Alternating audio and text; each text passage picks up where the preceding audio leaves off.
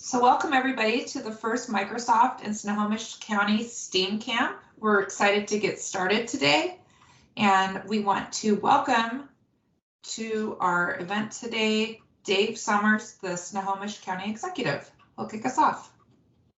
Well, thank you very much. Good morning, everybody. I'm really grateful to be here today and excited about it. On behalf of Snohomish County, welcome to our first DigiCamp. Really want to thank our partners at Microsoft for making today's event possible, and we appreciate their innovative spirit and just the partnership they bring to everything they do. So thank you so much, Microsoft, for helping us with this event. One of the most exciting elements of this event is having leaders from NASA, the National Aeronautics and Space Administration, join us today. So in particular, I want to thank Lisa Spivey and Jennifer Scott Williams, both from the Johnson Space Center in Houston. Welcome, guys. Thank you so much. And I think you're going to get a better, fuller introduction in a few minutes. But Lisa and Jennifer, thank you so much.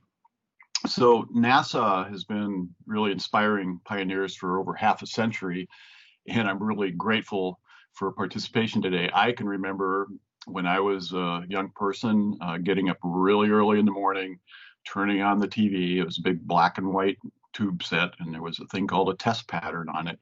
And finally, the newsreel eclipse started, and I watched the first launch into space, and I was inspired by greatly when I was young, and that was over 50 years ago. Not too much over 50 years ago, but NASA has been doing great work for a long time.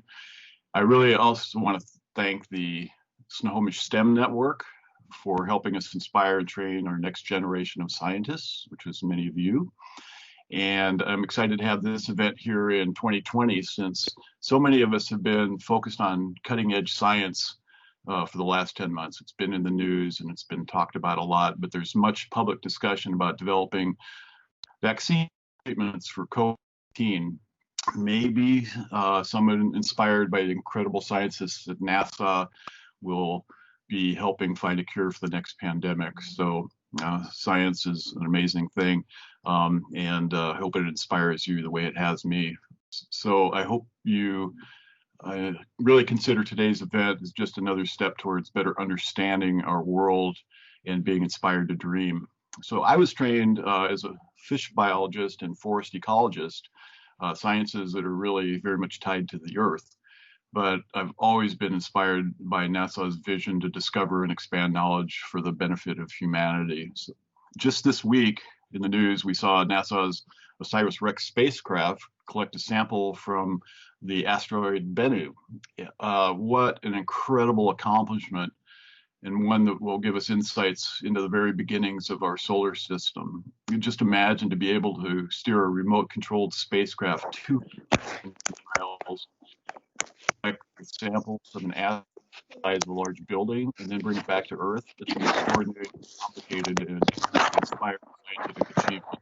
So maybe somebody watching this today will be inspired to study hard, become an astronaut, or go into science, spend time in space traveling to a space station or Mars. But I highly commend science to you.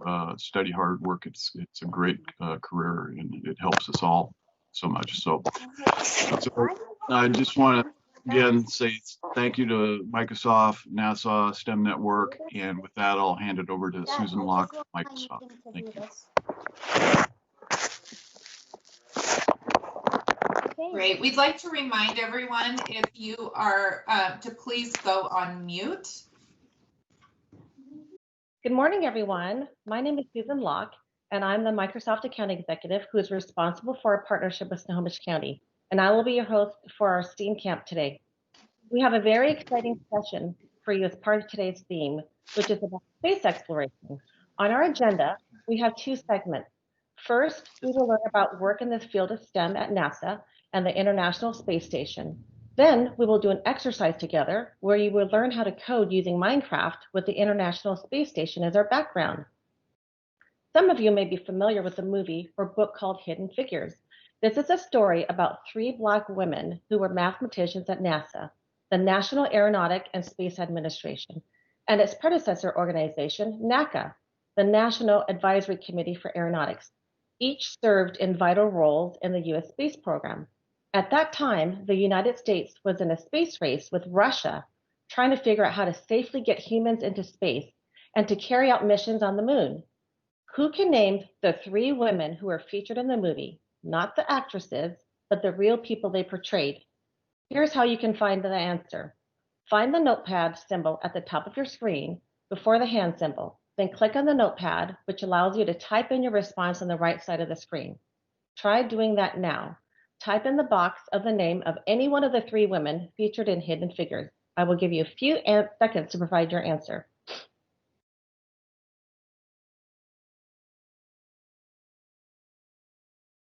That's great. They are Katherine Johnson, the mathematician, Dorothy Vaughan, who was a supervisor, later nicknamed the human computer, and Mary Jackson, an engineer.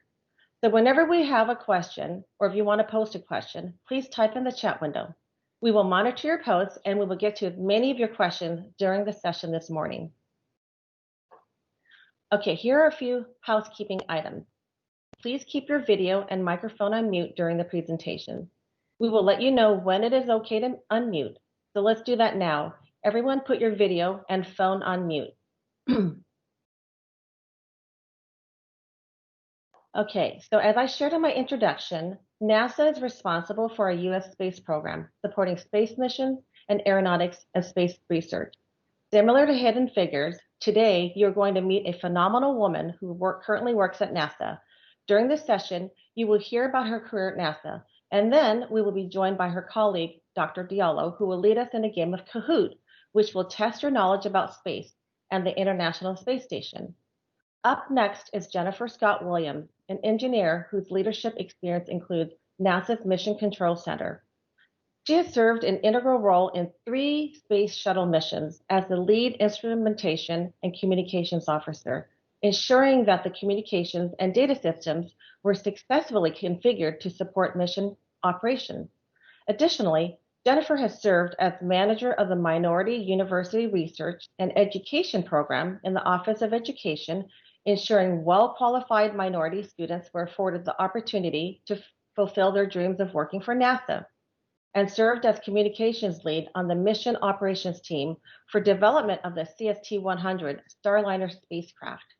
Currently, Jennifer serves as a research portfolio and integration manager, responsible for budget, execution, management, and integration of NASA research projects destined for the International Space Station, which you will learn more about today. We are excited that Jennifer and Dr. Diallo is joining us today to share some exciting stories about working at NASA and later test your knowledge through a game of Kahoot. And now I present you to Jennifer Scott Williams. Jennifer, over to you. Good morning, everyone. I hope that you are doing well today. It is my pleasure to join you this morning to talk about the International Space Station. I would like to toss it to my colleague, Dr. Diallo, and he will talk to you about his background and some of the things that he has been able to do throughout his career. And then I will come back and talk about myself. So, Dr. Diallo, please forward. All right, good morning, everybody. Thank you, Jennifer. So a little bit about me. I am currently working as a research portfolio manager on the ISS program, on the ISS program here at Johnson Space Center in Houston. So I've been doing this for a little over a year, but before then, I was also working in another office. That was the ISS System Engineering and Integration office. In that office, I was in charge of all the electrical and how do I put that in our term here? Electrical and cooling system. So I was overseeing a team of engineers and scientists, making sure that the solid waste on the ISS produce enough power for our experiment, whether it's the daytime or nighttime. So we will produce the power, we will store it and use it at nighttime. During the daytime, we will use it directly. I was also in charge of all the thermal control. That's the cooling flow, making sure the astronaut can live comfortably inside and do all the experiment. But I started my NASA career in California. I was at NASA Ames Research Center.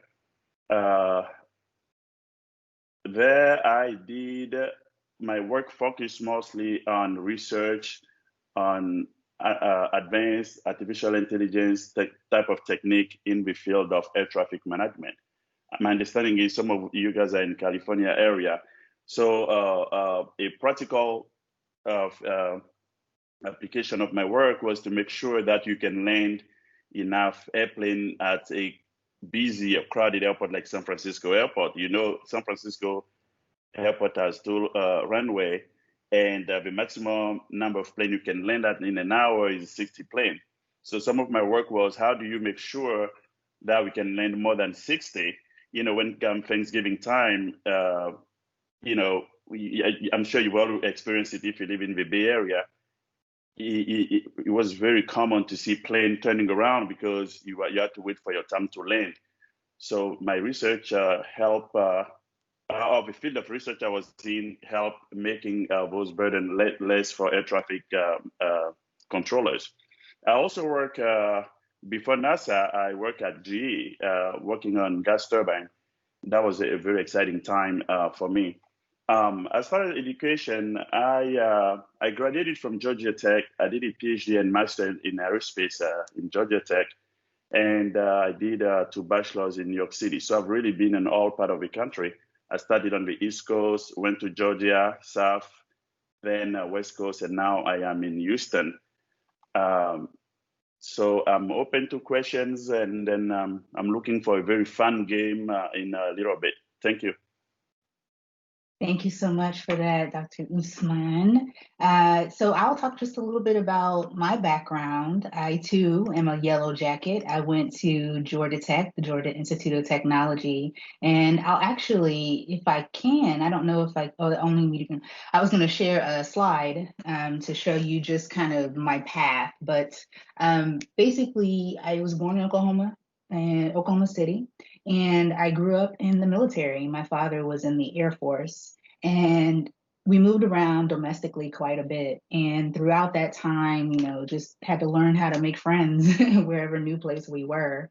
I went to undergraduate at Spelman College, and I also attended Georgia Tech for my bachelor's degree in electrical engineering. And at Spelman, I majored in mathematics.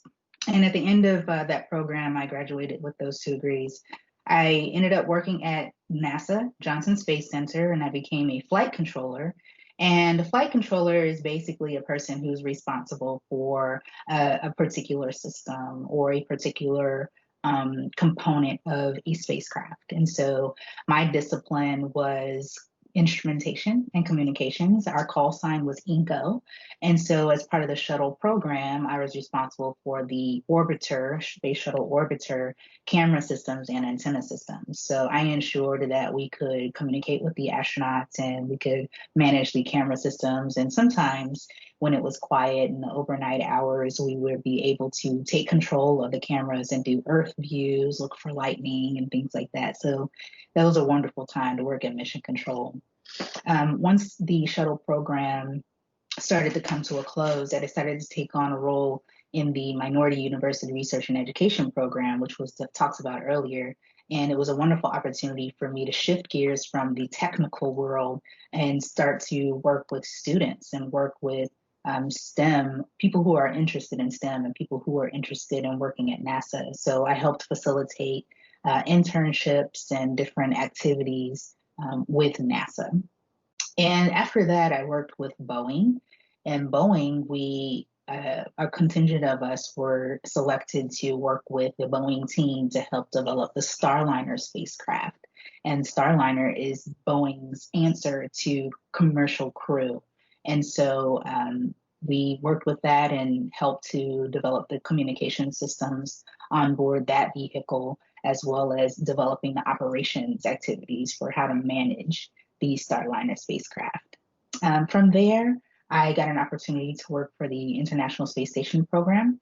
And since then, I've been doing various things, as was described before, working as a research portfolio manager. And basically that means I help facilitate payloads to get to the International Space Station. So I help scientists and researchers, even students, conduct research on the International Space Station. So anything having to do with finding money, ensuring that the investigation is funded, paid for, ensuring that we had the proper support to get the investigation or payload on board, all the way to execution on board. So an astronaut has to do the experiment on board the ISS, and then whatever the results are. So sometimes we download data, sometimes we take pictures, sometimes we take samples on board and send them back to Earth. So anything having to do with making sure that investigation is conducted successfully on board, we try to make sure that that happens.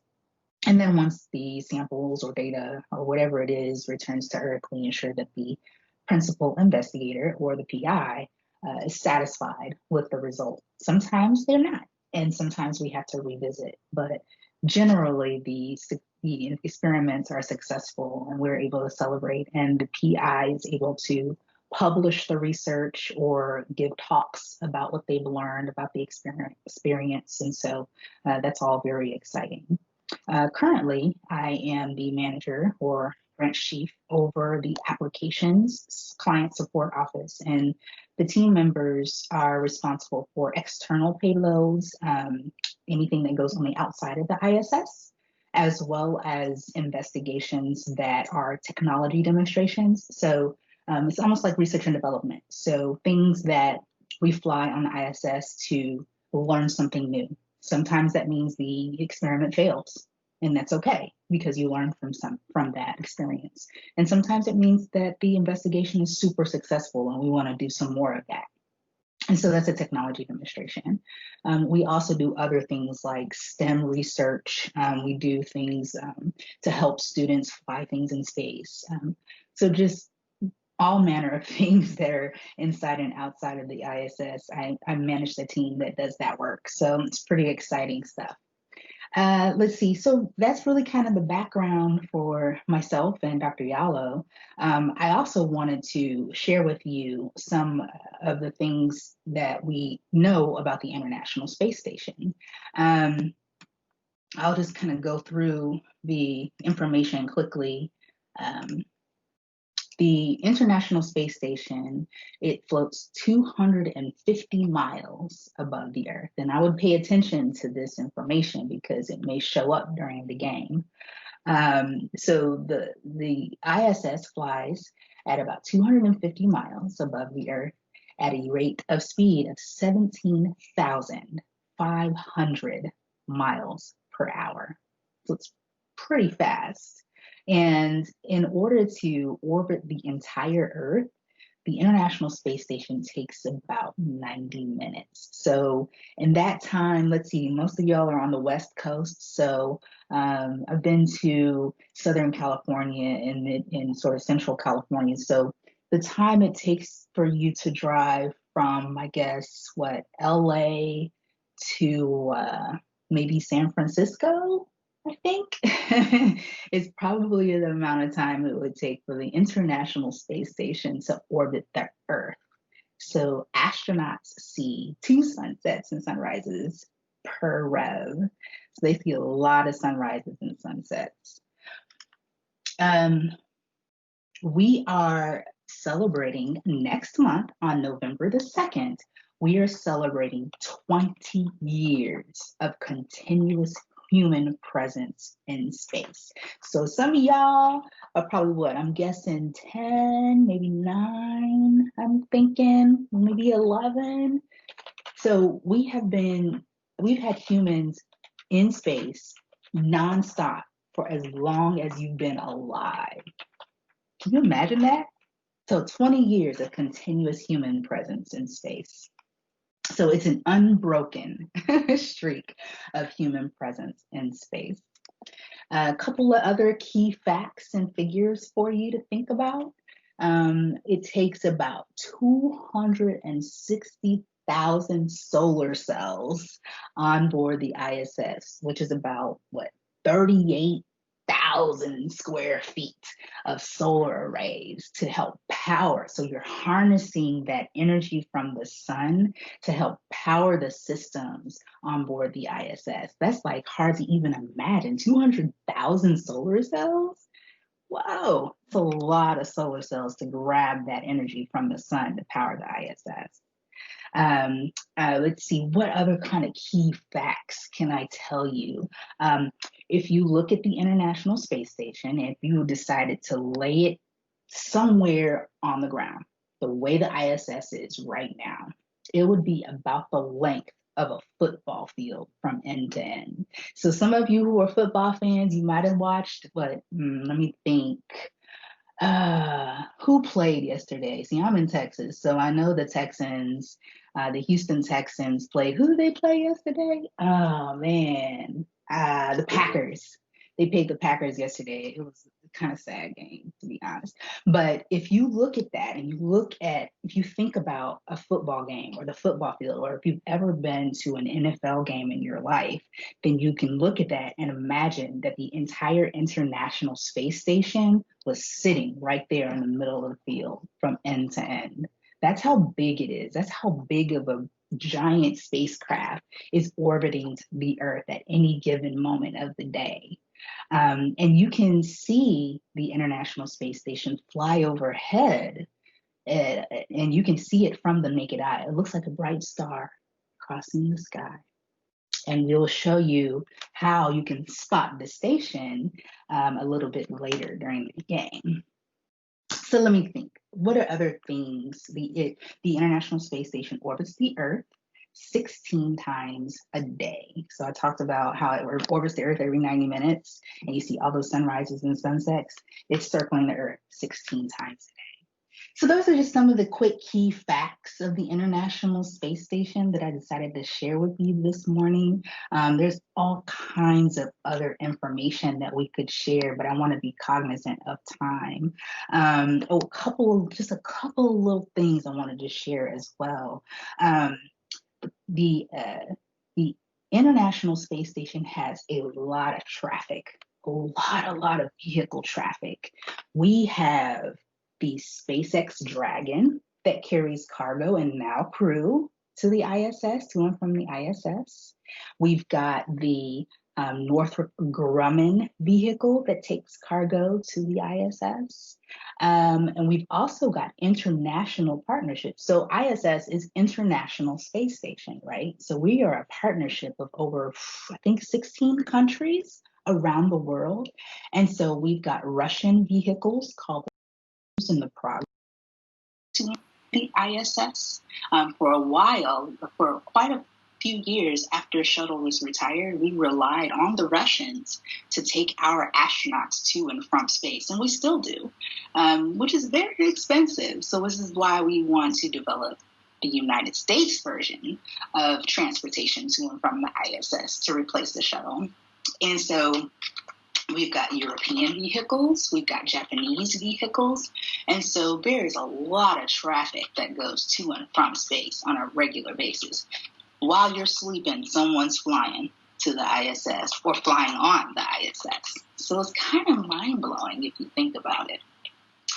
Let's see. Yes, and I see some of the comments talking about ham radio. So we have a program called ARIS, amateur radio on the International Space Station, or amateur radio on ISS, where you can schedule time to talk with the astronauts using your ham radio. So right from the comfort of your home, you can schedule an opportunity to talk to the astronauts. And so if you have an opportunity to Google ARIS, ARISS, you can learn a little bit more about that program. And I think that's all I want to cover for right now, because I want to make sure that we have enough time for questions. Again, 20 years of continuous presence. We've had the space shuttle, which is now retired, but we are still flying astronauts to and from the ISS using various spacecraft and space vehicles. We first started in 1998 with just a Russian and American partnership, but we've expanded that partnership to well over a dozen countries around the world. And let's see what other things that we've got. I've already talked about the cargo and crew vehicles. And right now we're looking to do commercial activities. So we're partnering with industry to fly things like products, or if you have a widget that you want to fly to space, you have an opportunity to do that. It's a little pricey, but if you can partner with a company or some other entity to pull the resources together, you too can fly something on the International Space Station. And we are happy to help you do that. Okay. That said, I'm going to be quiet and allow time for Q&A for either myself or Dr. Diallo. So take it away. I see a question here that says, how fast did the ISS go? The ISS travels at 17,500 miles per hour. Any other questions out there? It sure is fast.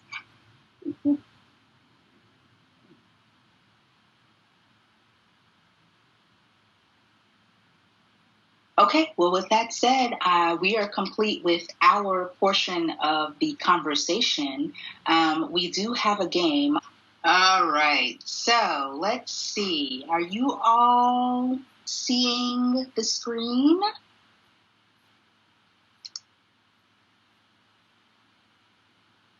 I think we might have more than 10 players. Is that correct? Do we have more than 10 students? If so, I've got the opportunity here for folks to join teams. So if you can find a cell phone or a tablet or some separate other different device than what you're using for Teams, then you can join the game using this URL, www.kahoot.it, and type in this game pin, 7291366. Then you will be able to join the game. And I have it in team mode, so you can join the game in teams. So different groups of you can get together and collaborate. But don't talk it. You can't talk because you might give the answer to the other teams. But I have it set up in team mode so you can join this way. So I'll give you a few minutes to do that. And while we're doing that, Dr. Diallo, you can use whatever name you want. You don't have to use your real name. You can use whatever. I think my son calls himself the winner when he plays Kahoot because he always assumes he's going to win. So use whatever name fits with you. The best team. Okay, so whoever wants to join the best team, Orange Bananas. Whoever wants to join Orange Bananas, you can do that.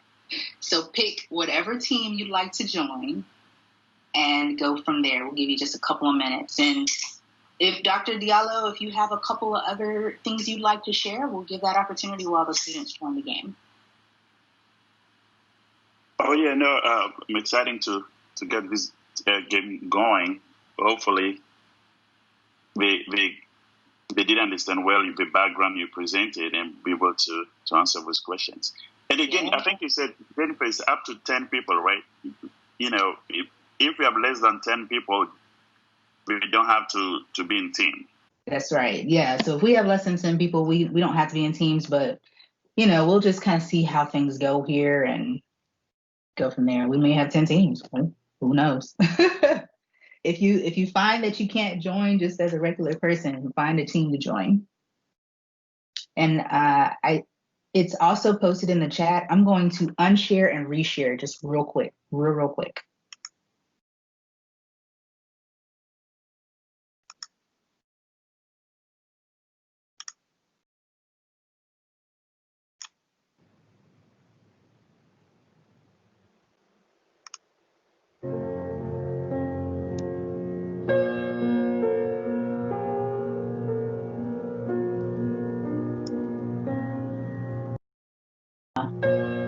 about to wrap it up here. We got about 2 more minutes. So if you see a team on there that you'd like to join, go for it. We see a lot of new teams, which is fine. No problem.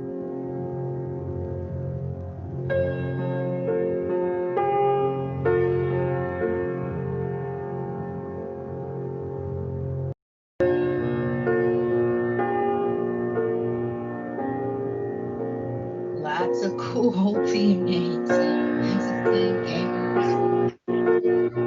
Really awesome names for sure. Yeah. I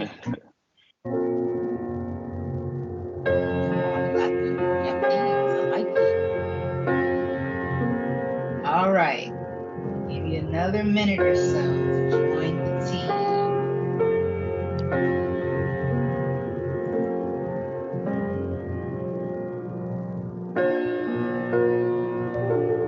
All right. Everybody in? Okay. We're going to get started here. I'm about to hit start. And if the adults want to join, adults can join too. It's open to anybody. Since we're in team mode, any number of people can join team if you like. So feel free to participate. And Jennifer, maybe let's explain a little bit the rules, right? So the questions is not just answering right, but it's how quickly you answer, right? The fastest you answer, the higher your score will be. You can both answer the same question right, but whoever answer first will get the higher the higher score. Yep, you're absolutely right. So it pays to answer correctly and answer quickly. That's what puts you at the top of the leaderboard. Also, the questions are timed. So, like I said, you got to answer quick. Sometimes you only have 30 seconds. Well, I think there might be a couple of 20-second questions in there, but definitely know your stuff, answer quickly. All right, y'all ready to go? We're getting started. Here we go. Get your device ready. The International Space Station is question number 1. The International Space Station is the largest 20 seconds. object in the sky. So you have to pick the right one. It's color coded too. Yep, pick the correct color. They are carrying out 8 seconds. to investigate how life might be moved off the planet. How'd you do? Hey, 13 of you got it right. Awesome. Very good. Very good. All right, Dr. Diallo, you want to read off the next question? Sure. All right, team yeah. is at the top. That's right. Next question. When did we start building the ISS? 30 seconds. 30 seconds. Yep.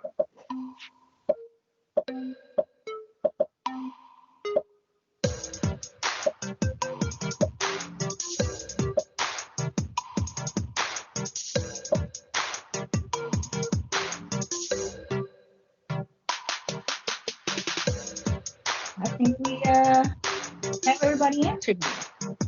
5 seconds. See how you did.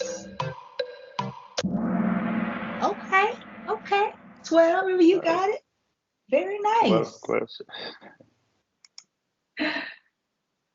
Oh, the best team is moving up. All right. Moving up. All right. Number 3.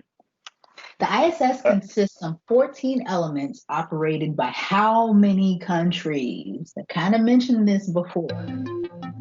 How many countries? 30 seconds.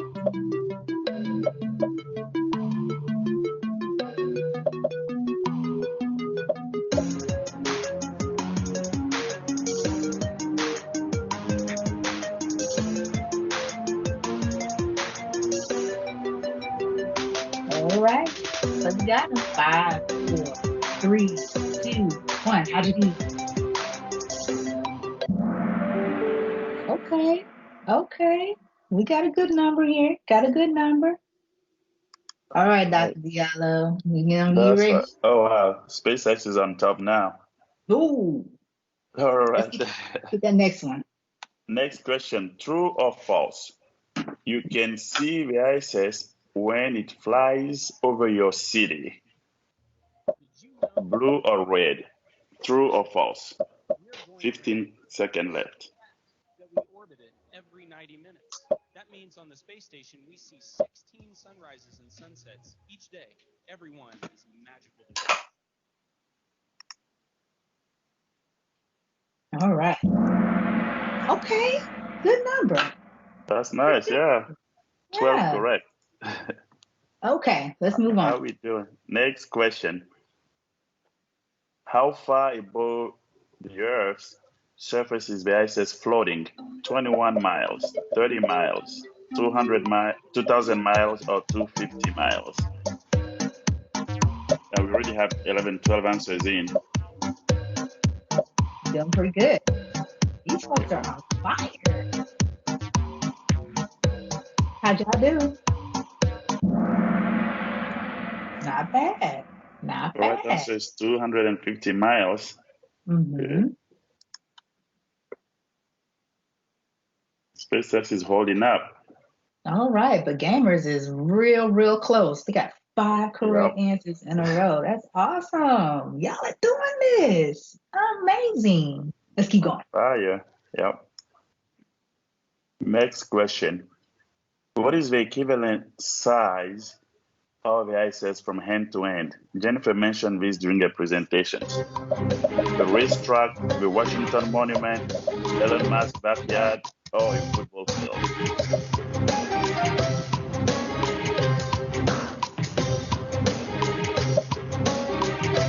5, 4, 3, seconds. 2, 1. Okay. Some of y'all were listening. Yeah, that's pretty good. How things change. SpaceX is still holding up. Okay, SpaceX. Get it? Next one. About how long do the astronauts stay on board the ISS in one visit? Astronaut lives in living space, sleep for 6 weeks, for 6 months, or for 3 years.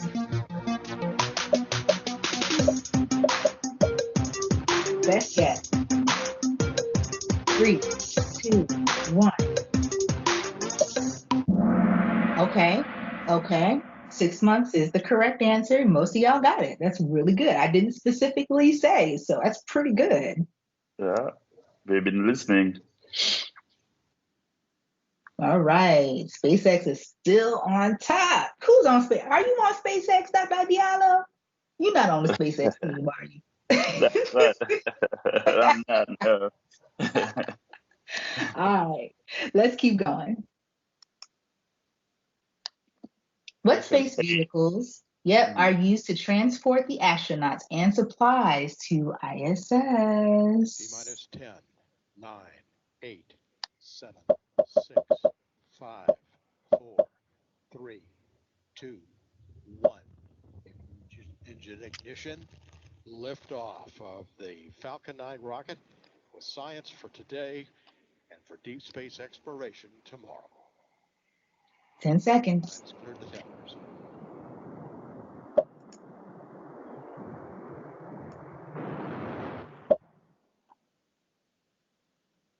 How'd you do? Okay. Nicely done, teams. Nicely done.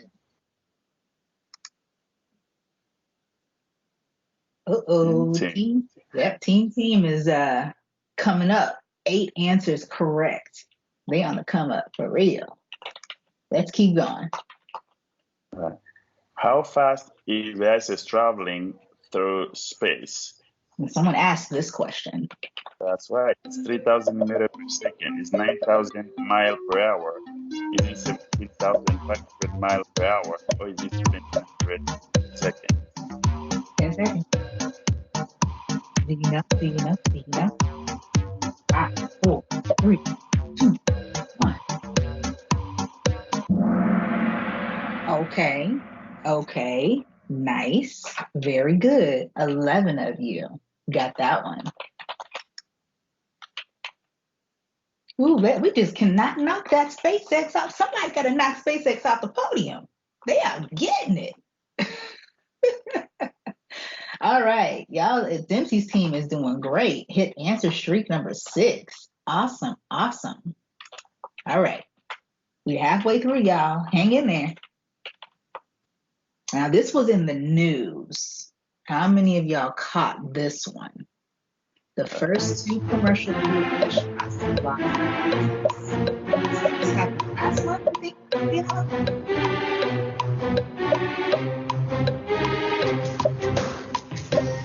Benjamin and Hurley, Oak, Larry and Moe, Glover and Williams. Picture this.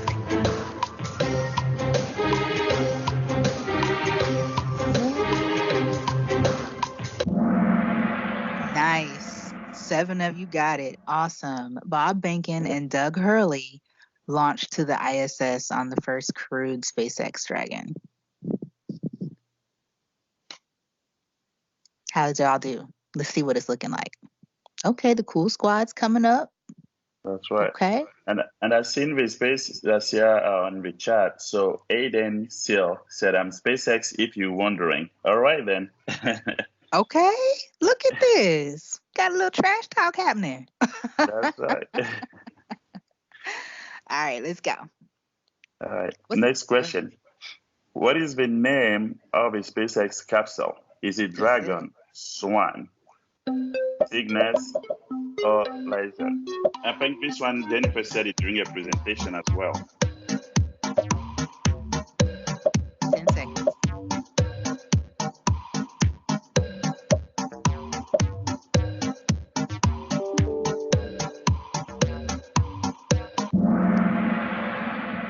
Very nice. It's the Dragon. Nicely done, 9 of you. Where we at? Ooh. SpaceX is on fire. Okay. All right, let's go on to the next one. This is a multi-answer question. You can pick more than one answer. What do they do in space? What do astronauts actually do? You can pick as many answers as you think make sense.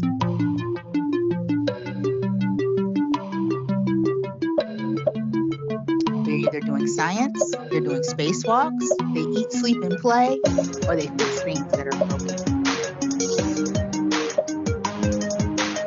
10 seconds. Pick as many answers as you think make sense.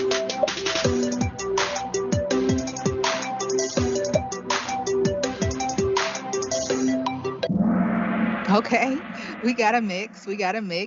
The actual answer is they do all of the above. They do a little playing sometimes. Sometimes they watch movies and have a good time. Sometimes they throw food at each other. Sometimes they blow bubbles. But they definitely fix things that are on board ISS. They do spacewalks and they do a lot of science. And I talked about that quite a bit. Okay. Nicely done, guys.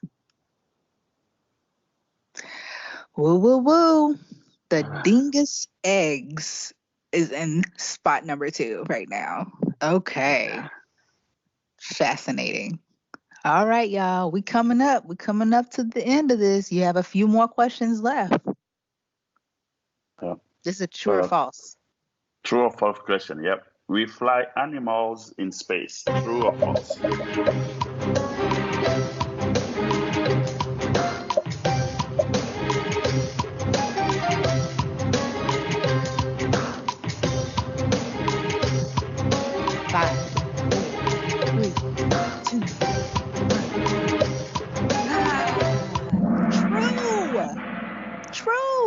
We fly animals in space. And the animal that you saw on that previous slide is called a tardigrade or a water bear. I don't know how many of you have seen the Ant-Man and the Wasp, or have you seen like those Marvel movies? If you go to Ant-Man and the Wasp, there is a scene where I can't remember his name, but he went quantum and he's flying in his little space capsule in the micro quantum environment. He flies right back past the tardigrade. So there you go. That's an animal. We fly rodents in space as well. All kinds of animals. Rodents, spiders, ants, worms, all kinds of things on the ISS. All right. All right, SpaceX. SpaceX is still out there. We got to catch them. Still out. All right. What we got, Dr. Diallo? Yeah. How many hours must the astronaut exercise every day? Is it 5 hours, 2 hours, 4 hours, or 6 hours? And bonus question, do you know who's this astronaut on the picture? That's a bonus for who gets it right. Exactly. So glad you said that. We're on the same thing. 5 seconds.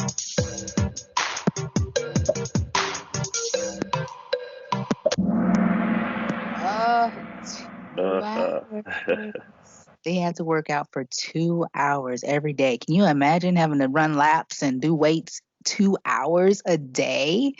They have to do that in order to maintain their muscle mass and their bone density. Because if you're in space and you don't have gravity to help you massage or exercise your muscles and bones, then you lose that capability, so that by the time you get back on Earth, you just collapse into a big noodle. So they have to exercise to make sure that they can stand up when they get back. I mean, there's other reasons too, but that's my reason.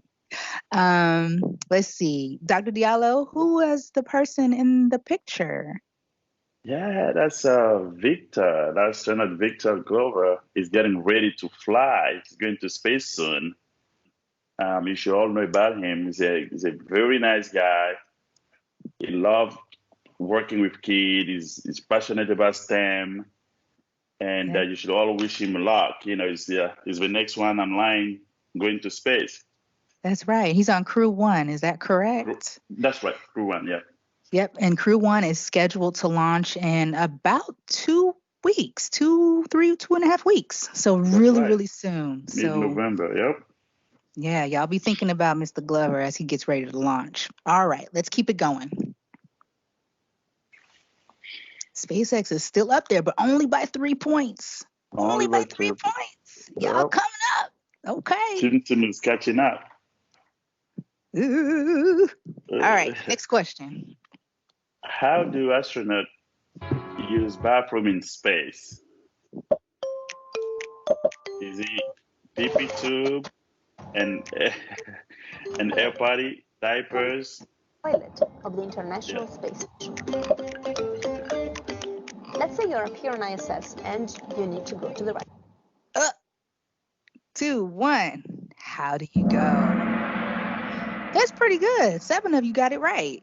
Yeah, it's a pee tube and an air potty. So for our young men, you have a certain direction to kind of put things. And for the young ladies, well, we don't always have the opportunity to put things in a certain direction. So we kind of have to sit and hold yourself down because it's microgravity. So you don't want things to kind of go up. So you have to make sure that you hold yourself down and do your business. And then it's like a vacuum that goes, whoosh, takes it out. So that's kind of a nutshell how it works, but it's a lot more complicated than that. Yeah. All right. It's funny. 3 people said it's complicated. Kind of. It's kind of complicated. And I think we're flying a brand new potty to the ISS because we're about to have up to 8 crew members on board at the same time. I want to say.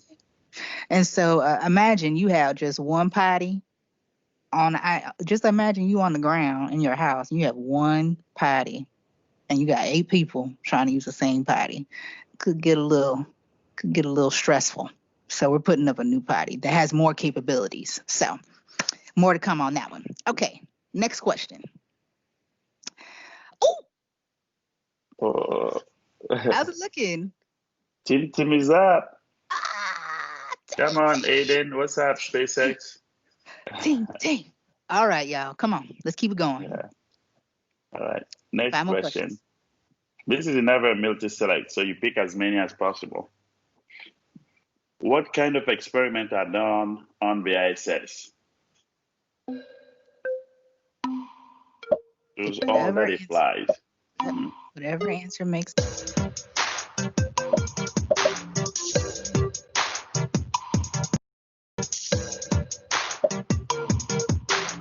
Come on, y'all.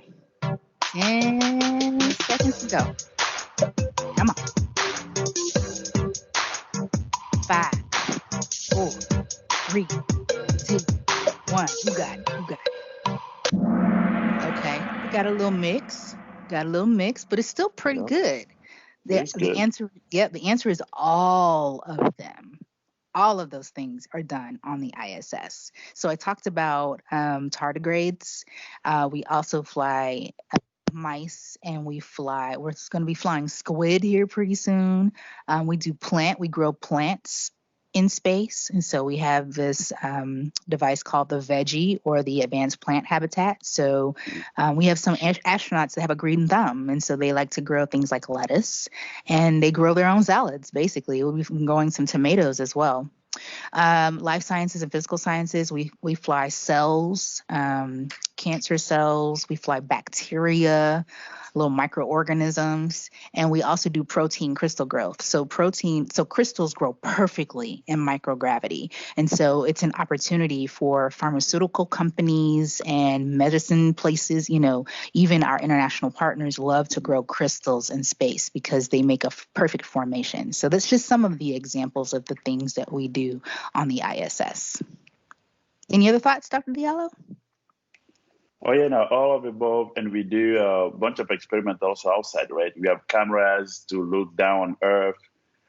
When, we can tell sometimes the magnitude of fire in California. That's something that I applied to you guys directly in California, how bad or how widespread the fire is.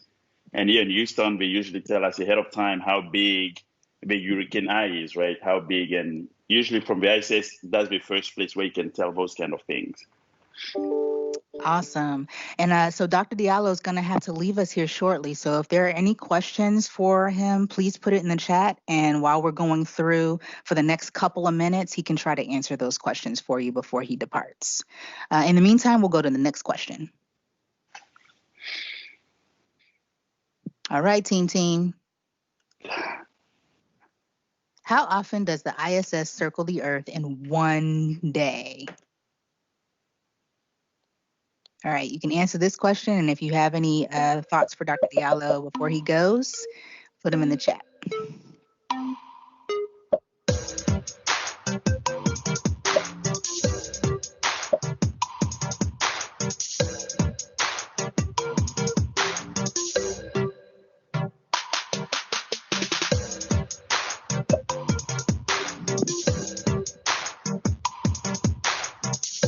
Four, 3, 2, 1. 16 is the answer. And I'm with Aiden. I'm also an everything nerd. So with that, I want to thank Dr. Ousmane Diallo for his time today. I appreciate it. We all appreciate you sharing your thoughts and your expertise. And Godspeed and do the best. There's one question here before you go. How did you discover your passion for space and engineering? Advice to your 14-year-old self. Oh, God. I've always been an engineer from from my very early age. I've always been excited about putting things together and making them work. But it wasn't until about the age, about 14, I was in the middle school, that it became really clear to me that I wanted to become an engineer. I thought, oh, maybe I might be a pilot. I love airplanes. And then a teacher of mine, one day we saw something on space, NASA astronaut actually. And that's the lead for me. I was like, you know what, this is what I want to do. I did not become an astronaut, but at least I get to work with them. So if you're passionate about engineering, be curious. You have to like math and physics, and you'll be all right. Well, thank you again. We appreciate you and hope to see you on another chat. Oh, we got one more question if you have time. I know you're a minute late. It says, sure. Why did you not aim to be an astronaut? Well, So being astronaut sounds pretty fun, but it's very competitive, right? As you grow, you start to think, okay, is this something I really want to do? Do I want to be away from my family that long? And, at certain age, you'll be like, that's not for me. But again, I'm encouraging all of you guys to aim for it. It is very good. I haven't met an astronaut who said he didn't like what he was doing. So that's that. All right. Thank you so much, and we'll see you Thank you. next time. Bye, y'all. Yep. All right, y'all. We've just got a few more questions, and then we are going to is getting it. All right, let's do the next one. Just three more. We'll be done. Multi-select, so you can pick any one of these answers that makes sense. What types of foods do the astronauts eat on the ISS?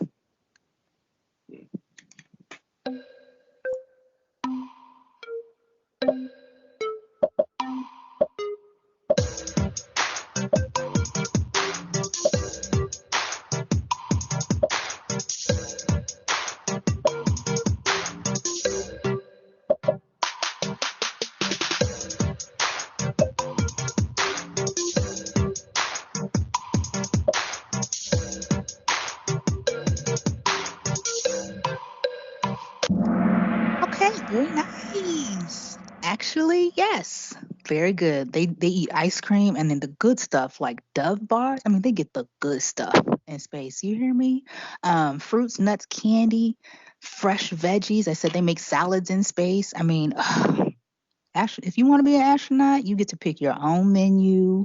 I know some astronauts like spice. Well, it's really good to have spicy food in space. So gumbo. Well, that's a southern thing. What do they have in California? I don't know if they do sushi.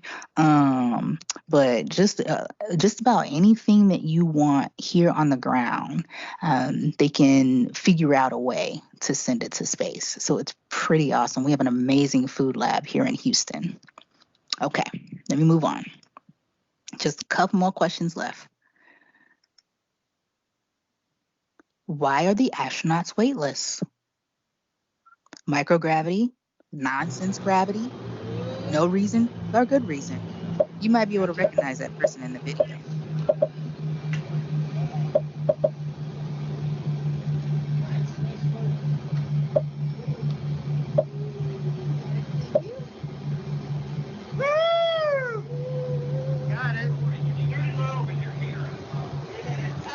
Thank you.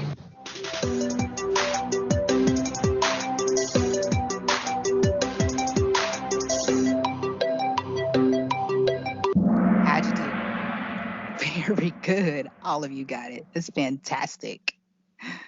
All right. Wrapping it on up here. Team still on top. Last couple questions. Where and how do the astronauts sleep?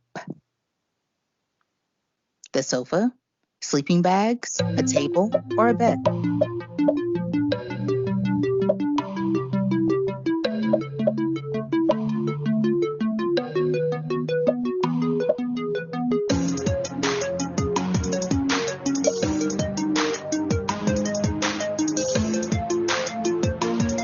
Seconds. Looks like everybody answered. All right. How did you?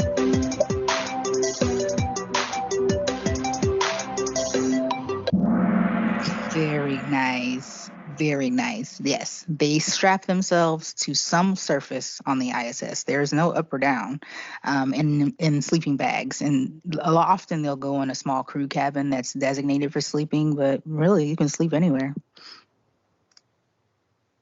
I wouldn't sleep next to the rodents, but some might. Last question. It's a puzzle. Put it in order.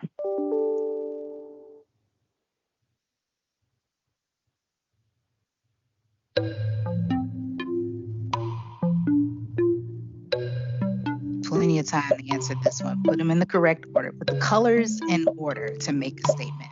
What do you think that statement is?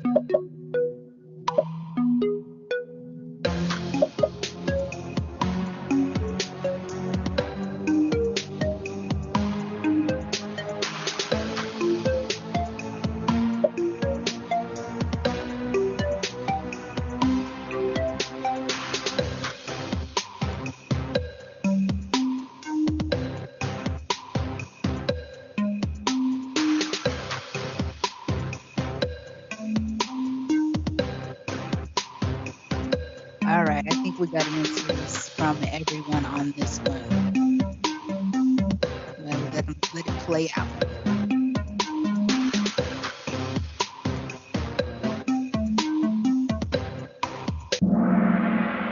I can be an astronaut one day, and you can be an astronaut if you desire to do so. Or you can be a flight controller or an engineer or a fashion designer, whatever it is you want to be, go for it and do your best. It is my honor and privilege to be with you today. Thank you for your time and thank you for playing the game. Let's see who was on top. Here's the podium. Third place, SpaceX. Second place, the DSX. First place, dun, dun, dun.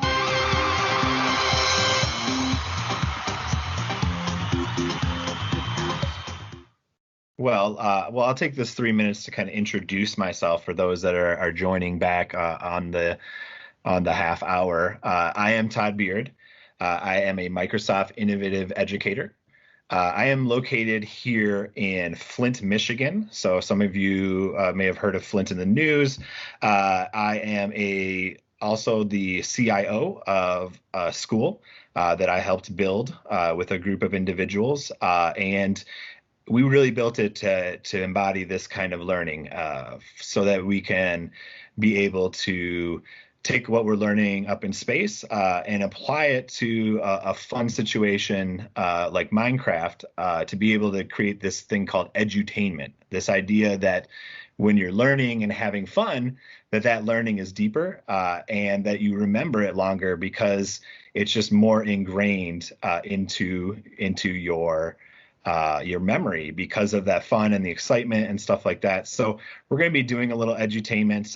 We're going to be doing some research and exploring. For some folks, I'm going to show you some features in Minecraft that are unavailable in your PlayStation 4 or Xbox. And we're going to get a chance to actually visit the International Space Station in Minecraft. So it's going to be fun for all. And followed up after we leave the International Space Station, we'll be learning about coding and AI. AI stands for artificial intelligence, and we're going to use a object in Minecraft called the agent. He exists in the education edition, but he's also going to be working in this free web version to be able to build for us.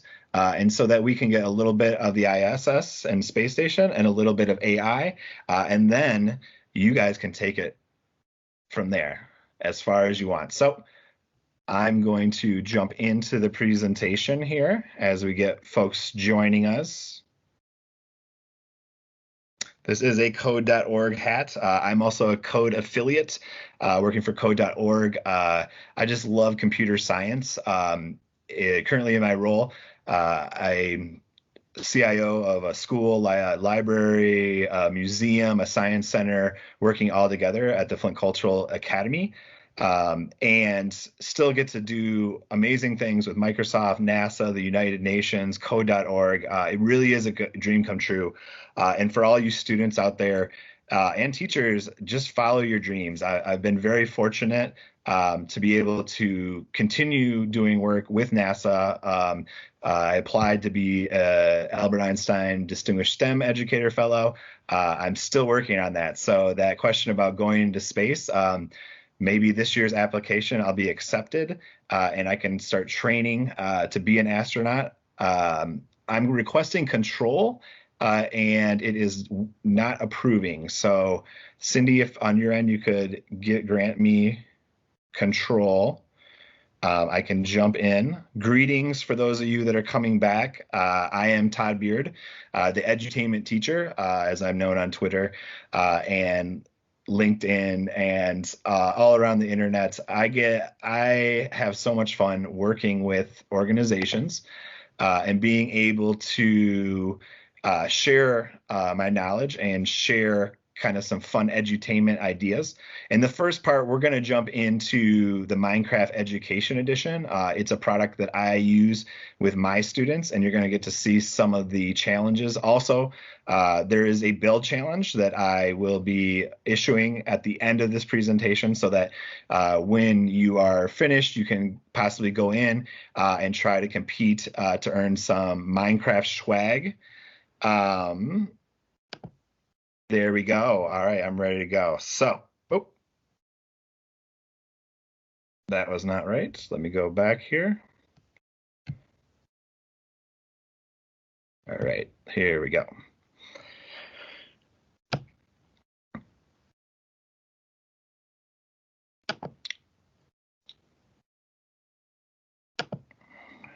All right. Looks great, Todd. Thank you. All right, so to start with, this is a rendering of the International Space Station built in Minecraft. The idea is that using Minecraft or any other sandbox game, that you can create these skills that will help you be able to achieve your dreams. And whether your dream is to go live in the ISS or to be a part of the thousands of people that support the ISS, it doesn't matter, because Minecraft gives you the freedom to be able to build and to be able to learn about dimensions and about design and to start kind of creating that path for you now. So when you get into high school and college, and when you're taking those engineering classes, you'll have a little basis to understand, how to exist on the X, Y, and Z axis. And Minecraft does a great job at that. So you guys have been doing a great job about keeping your mics up muted, and if you are experiencing any kind of video lag, go ahead and turn your camera off. This call is being recorded, and I will be answering questions in the chat box. I am only using one monitor, so I will have to pause to be able to look and see the chat box, but I will do that periodically and be able to answer your questions. So if I don't get to it right away, don't worry, I'll take a step back and be able to answer them as I take a break. Also, once again, you guys are doing a great job in the meeting. So we can skip all this stuff about being able to use Teams and jump right into the agenda. So in this Minecraft session, we're going to have some Minecraft basics and how to play. Most importantly, though, I'm going to jump right into the International Space Station. We're going to look at some of the research and then talk about a mission that you could possibly do on your own, or an alternate mission, right? So the idea is for those of us that are interested in space, this is great, but Minecraft being the sandbox that it is, you can help fight forest fires using AI. You can be able to journey underwater and be able to do the same kind of building, but in maybe a marine biology aspect. And then at the end, we're going to talk about the Hour of Code 2020. I'm going to introduce you to the agent, and we're going to play, craft, and learn, and do all that in code.org. So I am Todd Beard, and aside from being the Flint Cultural Center's Cultural Innovations Organizer, which is a little play off the idea of a CIO, the Chief Innovation Officer or Chief Information Officer at places. The idea is I work at a cultural school and I drive innovation, and I also help community organize. And so while doing the same role as at a traditional CIO, I also like to add these elements in. I started my work with Microsoft years ago, just looking for a way to provide opportunities for my students to kind of open doors and have a partner that was able to do fun stuff like this. And that partner, Microsoft, I won the fellowship. It was amazing opportunity to be able to share my learnings from Flint, Michigan, literally all around the world, and be able to meet amazing people like Joan Higginbotham, pictured here, astronaut, and do events all over the world while having fun.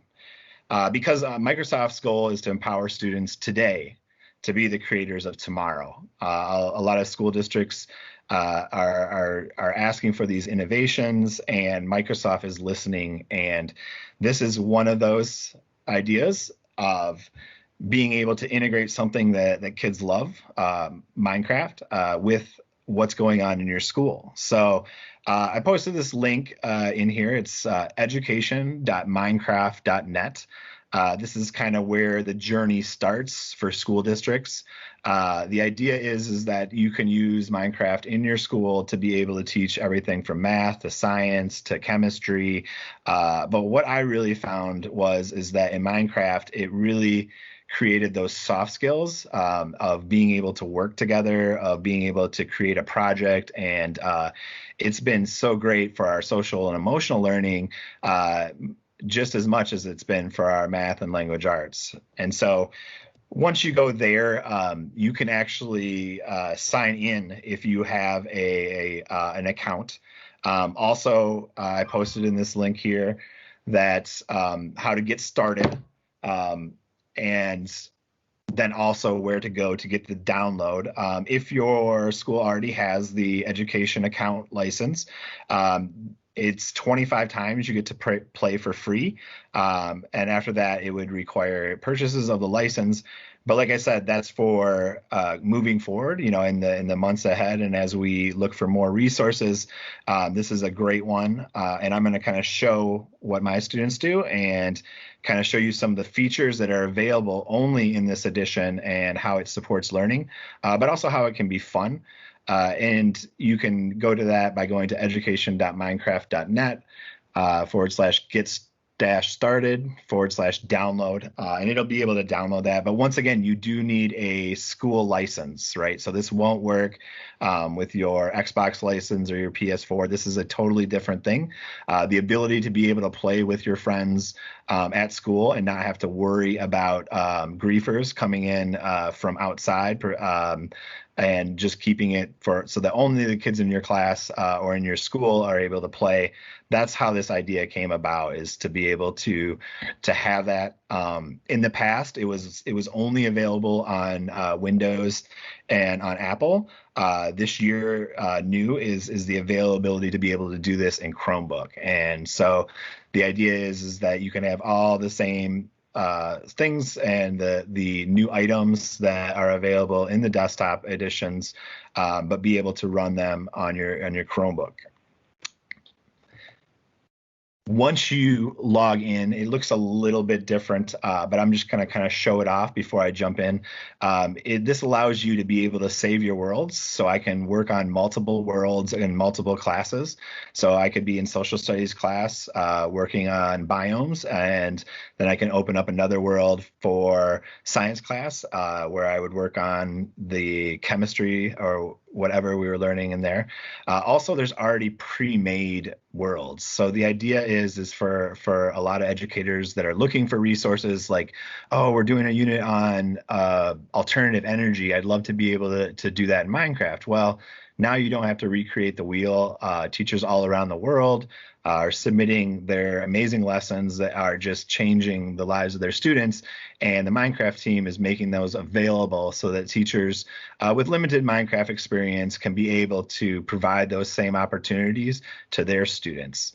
Also, as you see, you can just create a new world. You can be able to just work in this sandbox and be able to create things and be able to add people to your world, as you see in the middle there where it says join world. So my students can work together and be able to create the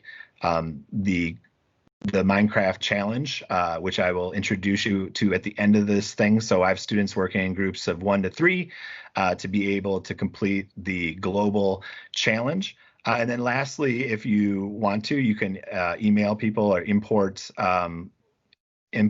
other lessons, other worlds from other folks to be able to share them across your school and with other schools. And it's a really great feature to be able to have all those options.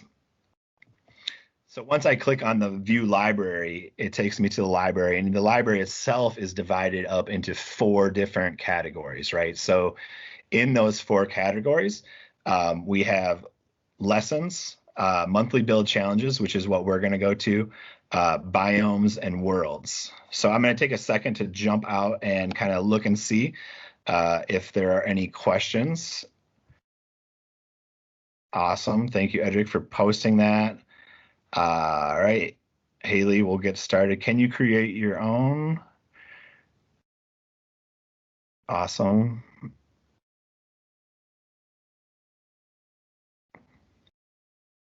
All right, I'm going to jump back in and present.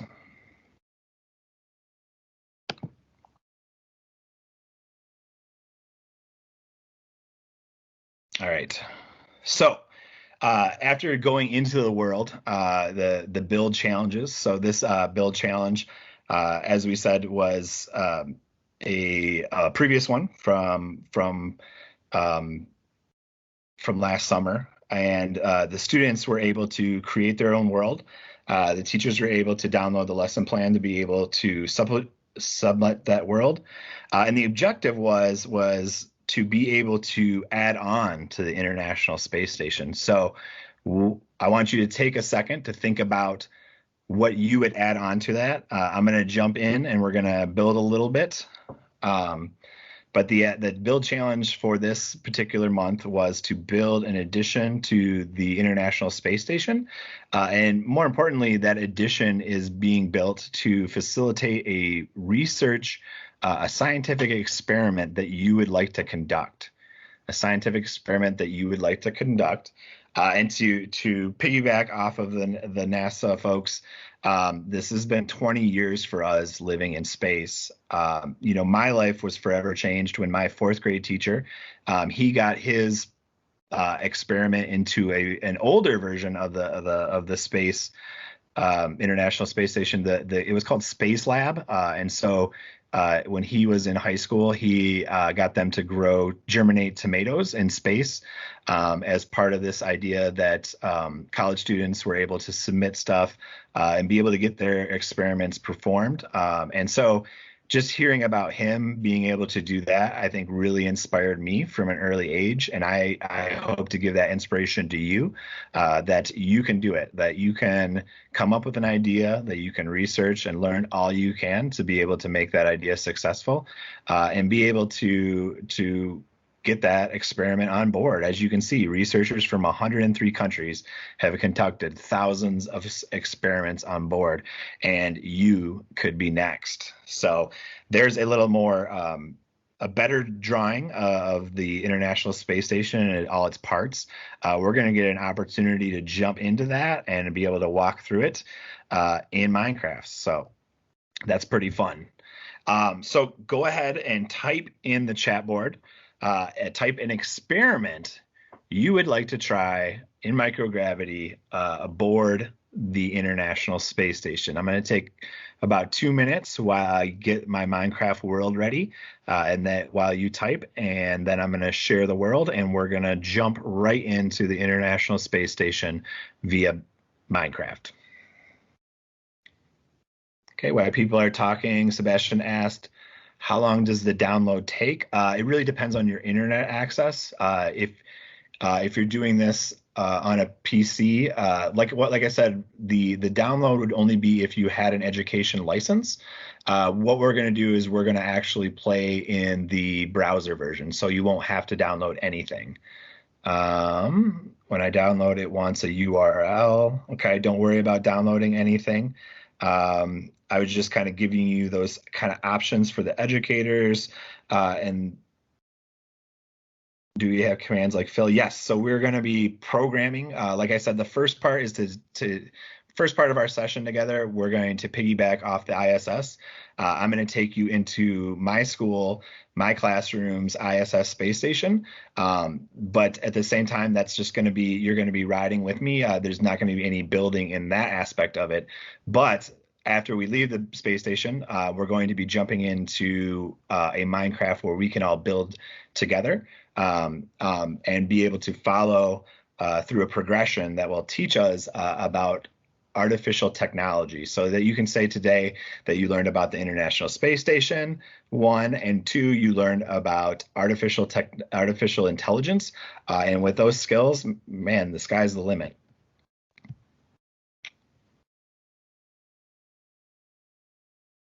I haven't posted the browser page yet. That's going to come after we get out of the the ISS. So I haven't seen any experiments posted. So go ahead. Yes, like I just said, the Microsoft accounts. This is just something that we can do later. Don't worry about downloading anything. Like I said in the beginning, I just have to show you where this leads, kind of with the end in mind.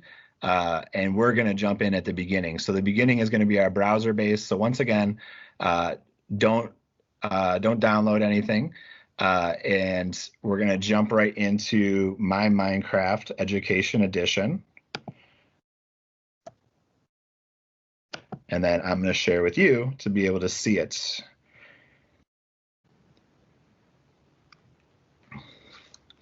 All right, Cindy, am I all set? Am I sharing our Minecraft Education Edition with folks? Yep, it looks good. It says play settings or switch accounts. Okay, perfect. All right, so as you can see here, just like in normal Minecraft, we have our skins and whatnot, and we're able to change those. My students right now, we're actively engaged in learning about the American Revolution. So as you can see, I am the king, and until they create a Declaration of Independence, I will remain king. I'm going to click play right here. And jump right in. This is what I was showing you about, to be able to view the libraries and to be able to go into My Worlds. So I'm going to jump into My World and be able to kind of just show you some of the other things I've been doing with students. Not only are we doing the Global Build Challenge and Splat Racers, but we have our own towns. We are creating our own machines. I mean, it really is the sky's the limit. And to be able to do this in school or at home is just amazing. It turns homework into something that's fun, and we're able to collaborate and also be able to learn to code. So the idea is in Minecraft, and I saw in a previous post someone talking about the Java edition, and yes, I was an early adopter. I was using the Minecraft Education Edition in 2010, and really has been a whole decade of playing and crafting and learning to be able to take whatever we're doing in real life and model it in this virtual world of Minecraft. So as you can see now, it has actually teleported me right into the International Space Station. All right, so I am in the ISS, and actually it will start you right here, and you can look out the window, all right, and see your solar panels. Okay, and I can be able to enter the ISS this way. So as you can see, we heard about the docking bays. This is one of the docking bays in the ISS. We're at the very end of it. You can see out the window here. And I'll head out there so we can get a look of it from the outside. As we walk down the hall, you can see the areas for being able to develop these research projects, right? And each one of these controls a different aspect to be able to whatever it is that your experiment is. There are different things that these buttons control, and if this were something, if we were going to do this for the whole time, we would jump in and learn about what each one of the aspects of the space station. But I just wanted to kind of show you a walkthrough of it, and then we'll answer some questions, and then we'll get into the coding part of this. Okay, as I pass through these different parts, you can definitely post in the chat what module you think I am in, what part of the space station. We're going to go head over here to take a look at maybe the sleeping quarters, right? So the idea that you can open the airlock here and be able to do a little spacewalk. So I'm going to open that up. Oh, it was open, so I'm going to open it back up. There we go. And I'm going to go in here to the airlock and go ahead and lock it up, or open it up and go out here into space. Right, so the idea of flight in Minecraft really works well with this idea that, you know, in microgravity now I can look down at the International Space Station, right? To be able to see it, you know, kind of in 3 dimensions, to understand maybe where things are. And like I said, the challenge for my students is to add on to the International Space Station. But first they have to create an experiment where adding on would be beneficial, right? So the idea is go ahead, if you can think of an experiment, type it into the chat. We might play a little in there, but I'm definitely going to hop out of here because I want everyone to kind of get an opportunity to play and not just watch me play.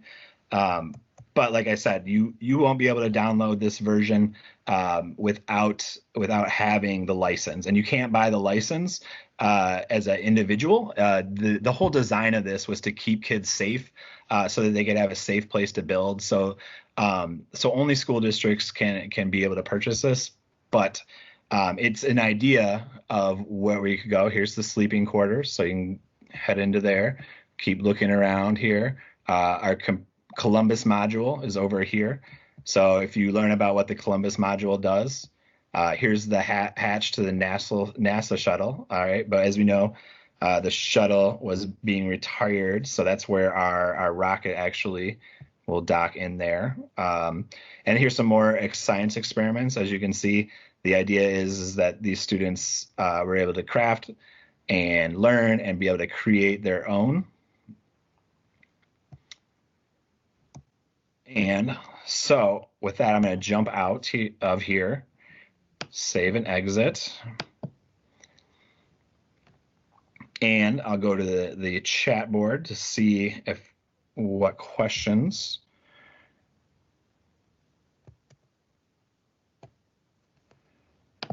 Jump into here. All right. All right, looking through my chat. You weren't wearing a spacesuit, right? I can change my that's a good one. So I can actually change my skin to be able to be in the spacesuit. Good one there.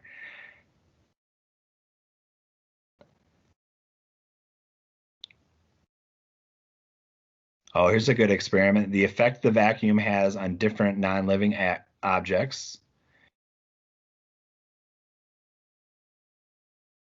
Molten metal in space, whether it's stronger or if it would even solidify. Awesome. Working with quantum computers and microgravity could be an awesome experiment. Yes, the great thing about learning in Minecraft is you can make mistakes, right? You can go and forget to close the airlock, and you can not put your spacesuit on, and nothing major happens. Also, as a teacher in Minecraft, I can turn mobs on and off, and I can also turn on and off TNT and other things, weapons or whatever. I can be able to turn those off and turn them on as each class learns about how to play together. And some of my students definitely say it's an amazing experience because people are accountable to each other, and it really creates this like togetherness in building that maybe when you're building out there with random folks, it just isn't there. And so that's what my students say. Also, some of the they really like some of the bonus features. So I didn't get into those. I'm going to finish with that at the end. But one of the things I wanted to do was give students some time to play, to play and ask questions. So I'm going to go back to my PowerPoint here, and that will take us to our actual what all the buildup was for right there. This idea that that there is a free hour of code. So if you want to go to code.org/Minecraft, right? So now this is where students can get in and play. And so you have some options. I'm going to suggest that everyone does the Minecraft Hero's Journey right here, because the idea is the hero's journey introduces you to a new Minecraft character called the Agent. And the agent is this physical representation of AI. And so in this hero's journey, while not on the ISS, we're going to learn about tools that will help you on the ISS and help you here on planet Earth. So if you want to go to https://code.org/Minecraft, that will take you to a place where you can play for free. And the idea is it will take you through this hour of code, and I'm going to jump in too. For those of you who want to watch and see how it's played before you actually play, some folks like to they've done maybe an hour of code before, and they'd like to just they're like, oh, this is a new one. They want to get started. I totally understand that. So in our digital parking lot, right, the Teams chat is a way to post your thoughts and your questions during this meeting. So I'm going to jump in because, like I said, as a teacher, I'm going to do a little instructional lesson. But the good part about this code.org is that it allows anyone on any device to be able to play. And that's really what I'm all about. So look at my new messages here. Yep, there it is, code.org/Minecraft.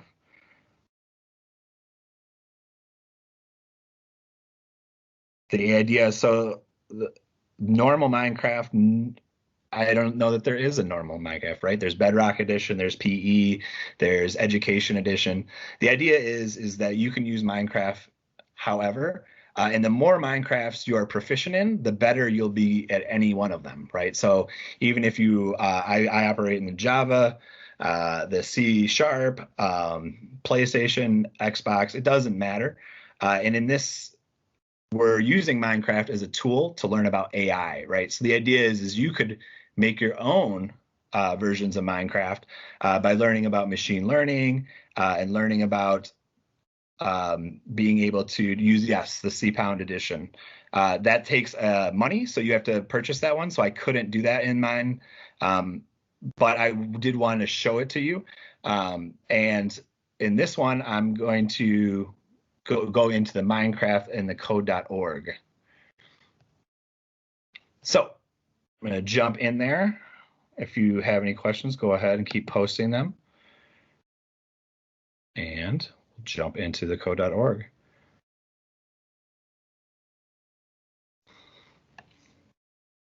All right, so there's lots to choose from, and some of you may have done the hour of code in the past. That's what these ones represent up here. If you do have a PC or Mac, you can play the real version. So I had to create this because most of our students are on Chromebooks. But if you are not on a Chromebook, if you have a Windows, Mac, or iPad, you can go to this one right here. And maybe if we have time, I will jump into that one to show. But for the majority of us on the Chromebook, we can all do this. So the hero's journey starts right here by clicking on Start. Now, some of you may already have accounts at code.org. That's one of the great things I love about code.org is the ability to sign in. So you can sign in up here to be able to track your progress, to be able to print out a certificate of completion. And all along the way, you get these fun videos. So I'm going to let this video play on mine.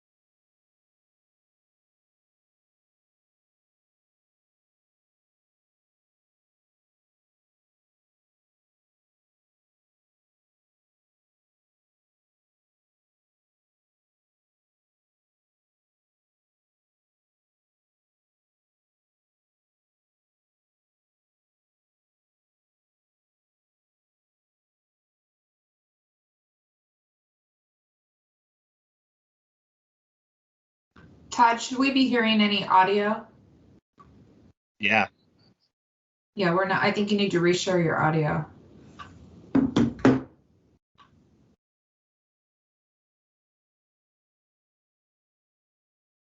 In your path, so you can pick up the items you'll need for your journey. Only the agent can place and break blocks, and only you can collect items.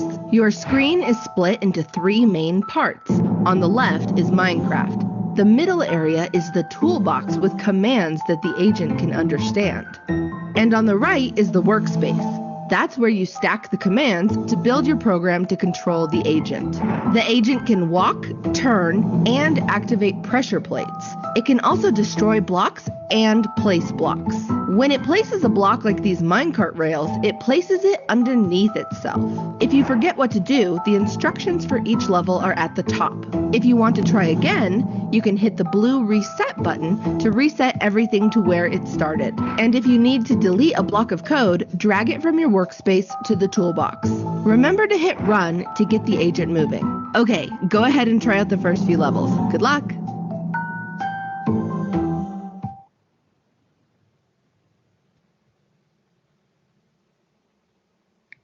All right, so you could skip that introduction, and jump right into the game. Or I apologize, my sound was not playing for the first part for Stacy Plays, but basically in the beginning they talk about being able to use computer code so that instead of just playing Minecraft, that you could make your own Minecraft. I'm going to play today as Alex, and you can feel free to choose your own character.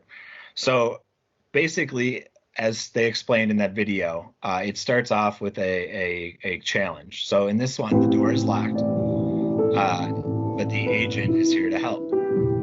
Okay, and what we need to do is we need to snap a move forward block to the bottom of the win run block in the workspace to get the agent to the pressure plate, and then press run and use the arrow keys to move out of the house to collect the chest. There's a lot of stuff going on there. But let's see if we can do it together. So I'm going to look to the chat box and see.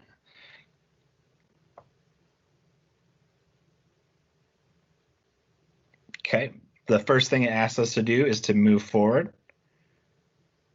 Now, the cool thing, if this is your first time using code.org, is it works like this. The little dent and the little bump move together, and when that turns orange, they lock together like a Lego, right? So now when the door is locked, so I'm going to move this agent forward, okay? And that will put them on this pressure plate. And then I'm going to use the arrow keys to move out of the house to collect the chest. Okay, so if you have the move forward connected to the run block, you can head over here to this user interface and click on it, and then get out of the house.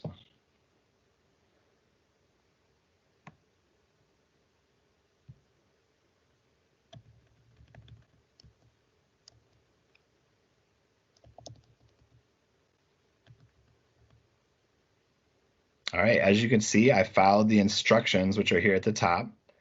Okay, I can look at that line of code. So I click show code. That's just a move forward command in JavaScript. And then I can either replay it or I can continue on to the next level. Up here at the top, you'll see that these levels change. So I was just on 1, and I have moved forward till now level 2. Alex is headed on an adventure. To get help, get the map behind the locked door on the right. Another cool thing is immersive reader. So for folks that like to be read to or being able to hear, I do this with students that are in kindergarten that can't read, and they know when they see that, they can click on this to be able to go here where it can read to them.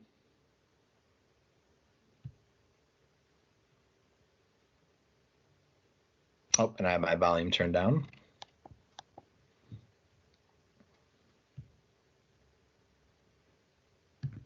True.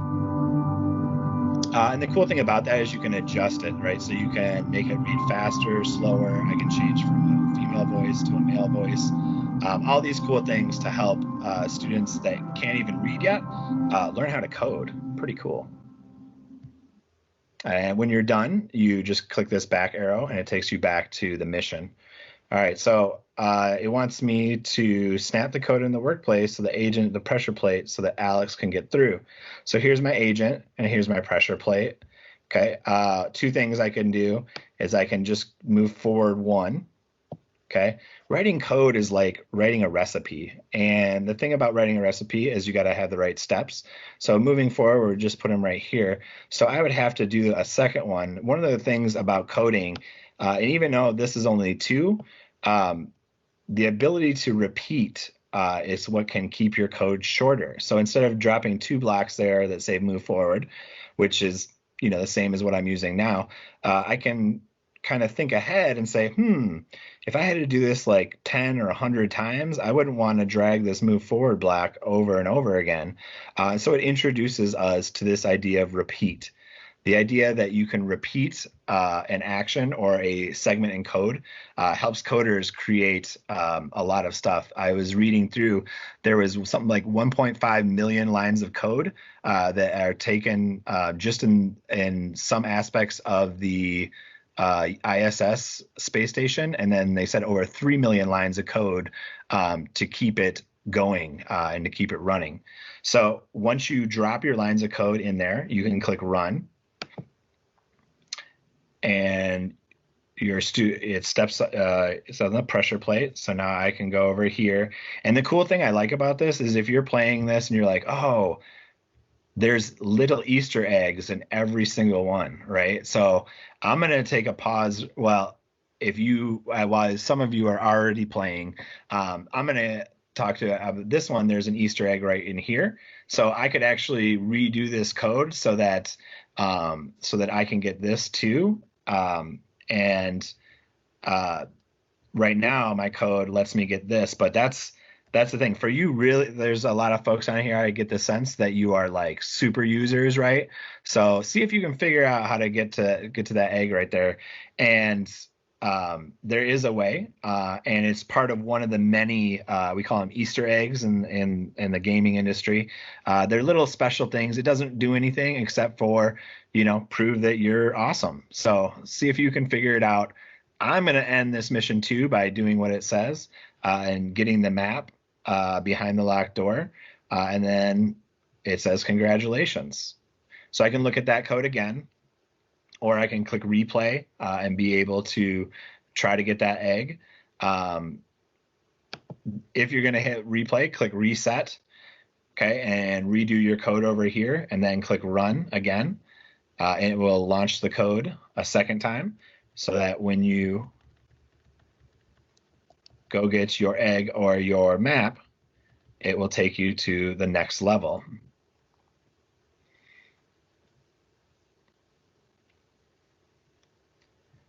Okay, so I'm going to click continue.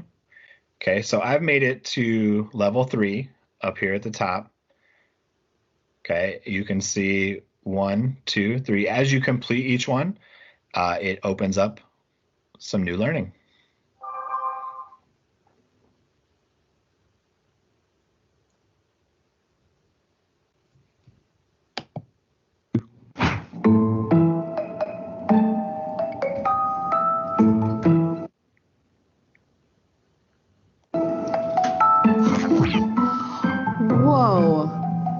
I'm in the right place.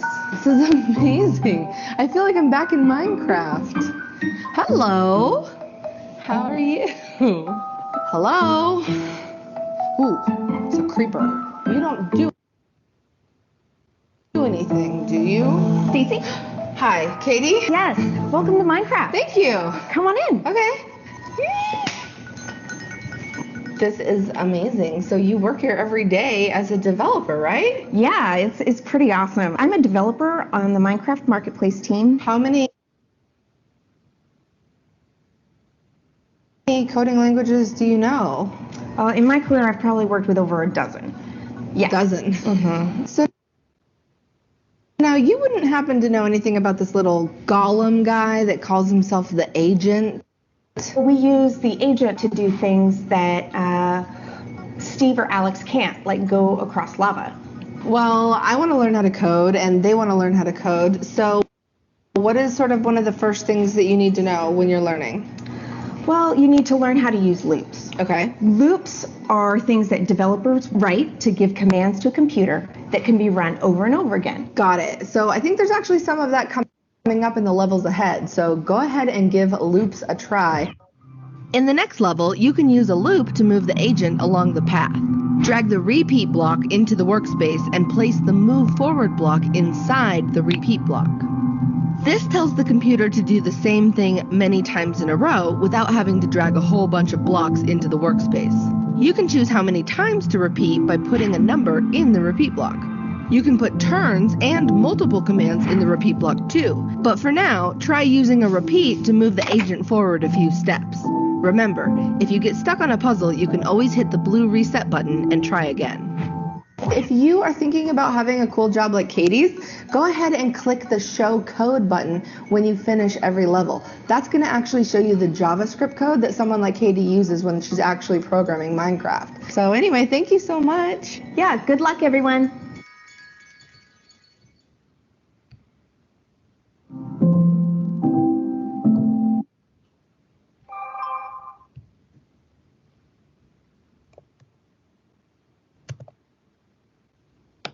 All right, I'm going to stop sharing and jump in. So for those of you that do not have a PC or a Mac or an iPad, feel free to jump into, to keep working in that world. And then my friends that do have a PC and Mac, I'm going to jump into that next free version because there were some people making some comments about not being able to play the real Minecraft, and there is that opportunity to play the real Minecraft. So hopefully they stuck with us and they didn't give up. That's a big lesson in life, right? So the idea is that, you know, being able to jump into a program and be able to use it. So for my friends that want to keep going in that code version, please continue. But for the rest of us, anyone that has a PC or a Mac or an iPad and you're joining us, is there anyone out there? Go ahead and put it in the chat if you would like me to show you that challenge. So if you have a PC or a Mac or an iPad, I can jump into that. Okay, I see one person, two, okay, 3, 4. All right, so like I said, that last one was for everyone, right? So the idea is that device agnostic, right? So that's what I love about Minecraft, is it doesn't matter the device you have. Now, it does definitely determine your limitations, right? So with Minecraft Pocket Edition, obviously works on just about everything.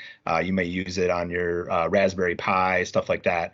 That last version on code.org was to teach you how to program AI with guest appearances from Stacy Plays. But in this next version, I'm going to jump into, it's the AI for good. The idea that you can use the real version of Minecraft to be able to jump in and to be able to finish a level using the agent and using him. Actually, it's not a him or her, using it to be able to solve the problem of forest fires, right? So not only did we talk about NASA and the ISS, we got into the ISS in Minecraft, and we learned about AI and coding, and now we're going to use AI and coding together again. And once again, this is for the folks that are joining via a PC, Mac, or iPad. So I'm going to jump in and start sharing that.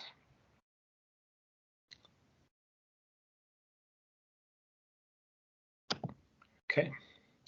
Now, from your getting started screen in Minecraft, this idea is you can go right here. So once again, I was at education.minecraft.net/get started, and I went down here and I downloaded it now, right? And when I did that, it's some of you started your downloads. It was able to pull me to this screen. Oh, and I'm gonna have to reshare here. And in the screen, it'll give you two different prompts. So one on one side and one on the other. The idea is if it asks you to sign in, you're not signing in. You're playing the free version. So once your download finishes and you're on a Mac or PC, and I can't go back to that screen because I've already downloaded it and clicked on it, but I can show you what happens after you click on that screen. So I can go back in here and share my Minecraft.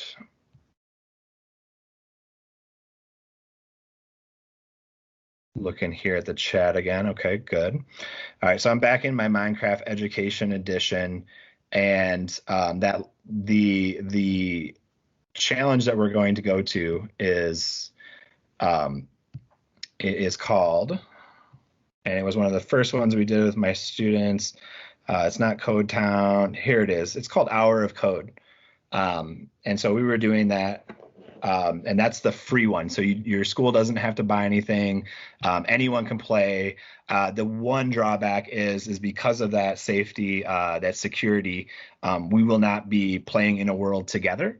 But this is another way to learn about AI and to maybe put the challenge on to see which one of you can be the first one to finish this level, right? So as the world's generating, the idea is that the agent is going to have to go through these series of different challenges. And I've already completed a few of them.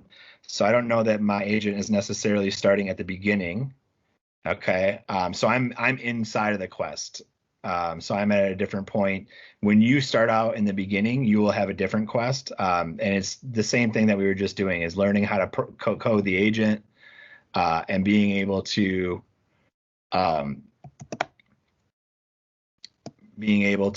meet people along the way. Ooh. This thing. Yeah. For those of you playing without a mouse, that's how I feel right now. And get out of here.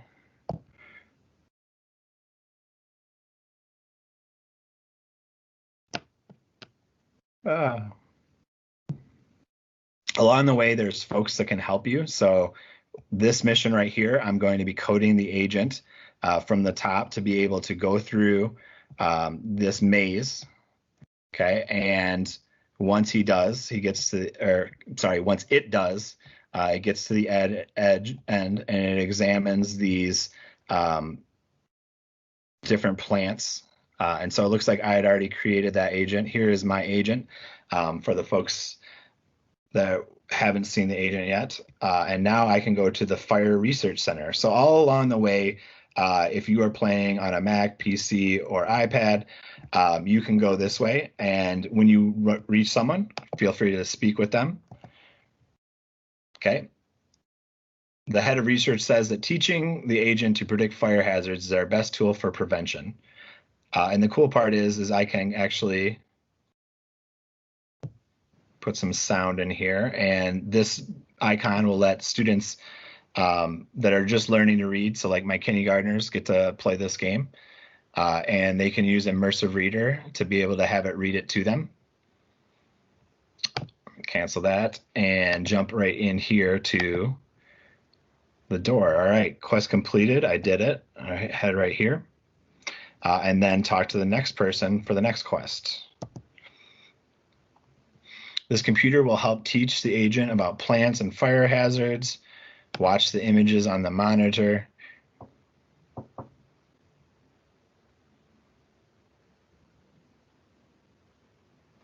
Okay, I got a lot of resources running on my computer, not only Teams and Minecraft, but trying to put in an Immersive Reader works a lot better when I'm not on a call. So here's the agent, right? And he was able, keep saying it was able to finish this mission, which allowed this door to unlock and open me up. I'm gonna stop sharing right now and kind of look and see where people are at in this version and see what I can do to be able to help them.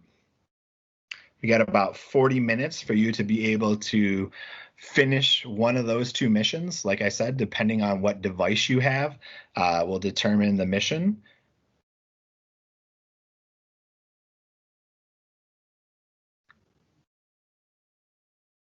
Thank you, Aiden, for posting that for us. Devin, you finished? Go ahead and take a break. I'll be helping people online here that are playing, just like a guide on the side.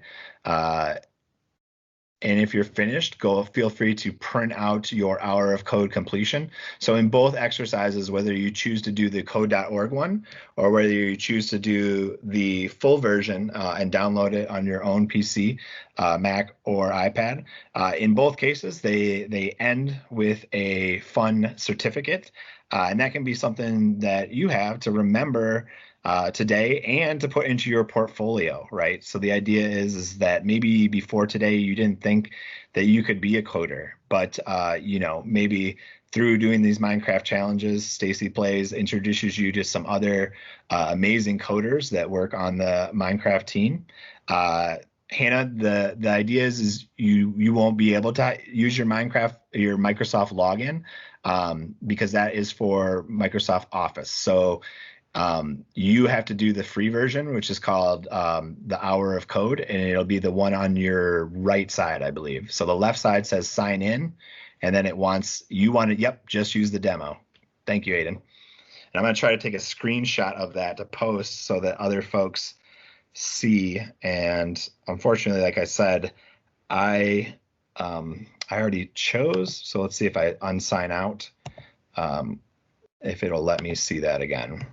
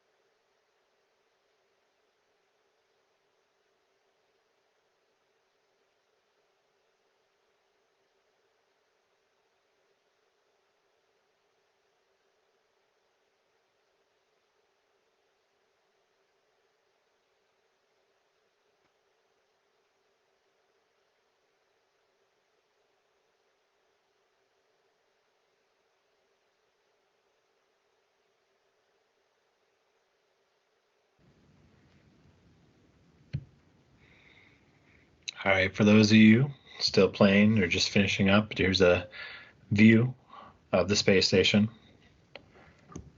from Minecraft. Give you a few more minutes, and then I'll talk about a build challenge.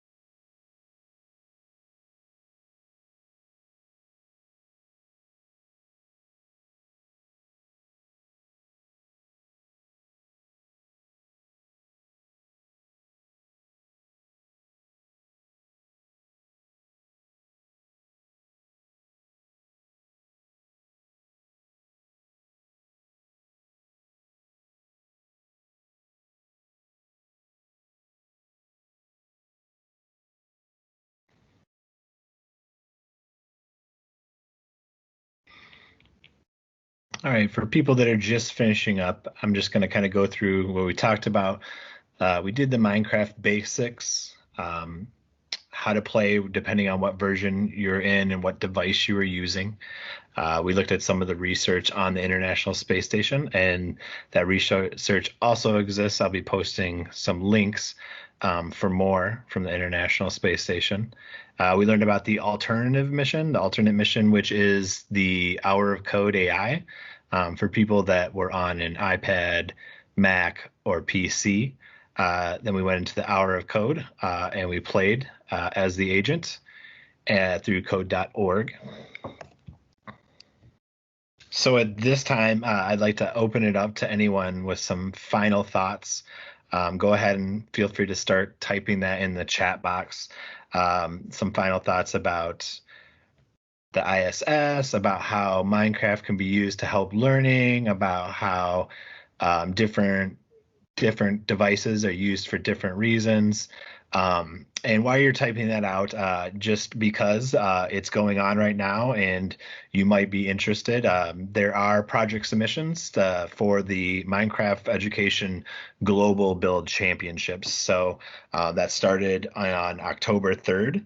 And it goes until November 6th. So I just wanted to make everyone aware of this because there is the opportunity to earn mine coins, to earn Minecraft swag, and just to earn a trophy and say that you won a global build championship. It'd be amazing if a student from this this event were able to win, someone from your school were able to take home this championship. It is through the Minecraft Education Edition team.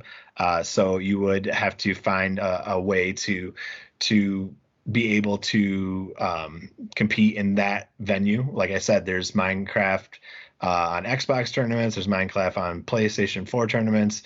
I just wanted to give everyone kind of a little bit of a heads up about an opportunity for that is available in the Minecraft Education Edition tournament, and that's happening right now. So if you were interested, and maybe different organizations are able to offer that, or if you're able to get in and be able to use your Microsoft login to be able to access any of your Minecraft Education Edition, you can go in and create a slide. So actually, I got that slide right here with your team name, your school, your county. Like I said, the rules are posted right down here, and it's how you upload. To be able to go in and upload, you need to take a screenshot, a project game recording that's a maximum of 2 minutes long, and into the slide. Here is my students are going to be filling this in and working on, this is like their title page for their entry into the competition. Also, they talk about the rules. So you do need to do a voiceover if you are going to join the Minecraft Build Challenge. You will take a screenshot about the challenge is to build a space that has a spot where animals and humans can live together. And like I told my students, like they say right here, extra credit to incorporate one of the UN Sustainability Development Goals. I mean, if you're a gamer, that should tell you right there that if you don't include that, like you probably won't win the global challenge. So definitely check that out. Learn about the United Nations and their sustainable development goals, so that when you create this place, and in the rules it talks about it has to be a public place, right? So the judges are looking at, do you have everything that a public place has? Do you have creativity, right? So, but if you make a public place, and you want to have restrooms, right? And maybe if you do have bathrooms, you want to have a way to be able to use some sort of biomechanical toilet to reduce that ability to be able to pollute. You got to, the idea is one of the UN sustainability goals is zero human waste pollution, being able to end poverty. Go ahead and check those out. Another thing I was telling my students that are also competing in this global Minecraft challenge is to make sure that you try to think of something that hasn't been done before, right? A lot of people think that this challenge is all about the build. It is not. The build is just one part of many. So the 2-minute recording that you post on this slide will also be able to earn you points, right? And the ability to narrate it, to try over and over again, to write a script, and be able to present. You only get 2 minutes of recording, so you want to be able to highlight all the best parts of your build in those 2 minutes. So the way to learn more is to go to aka.ms/Minecraft Education Championship. If you're interested about learning the rules and regulations, you can go to aka.ms/MEE rules and regulations. And be able to look at the frequently asked questions. A small note, if the team member is 13 years of age or older but has not reached the age majority in their legal place of residence, they must have written consent of their parent or legal guardian to participate in this championship. I have to say that because these are the rules, so you can't just do it on your own. You have to have you have to be between the ages of 8 and 18 to be able to qualify. So that's, I think that's everyone on the call, except for a few of us, but most of us And then if you were under 13, you just have to have your parents' information. And so that has taken me to the end of my show. I'm going to stop sharing and check out the chat board and see what's going on. Awesome, fun, interesting, really cool. All right, it was cool. Grain, Mumbo, Scarlers. Okay. All right. So, you know, I'm finished now with my part of the presentation. I'm happy that you got to try Minecraft in maybe a way that was unfamiliar for you. Maybe you tried something new. Maybe you've used the code.org before.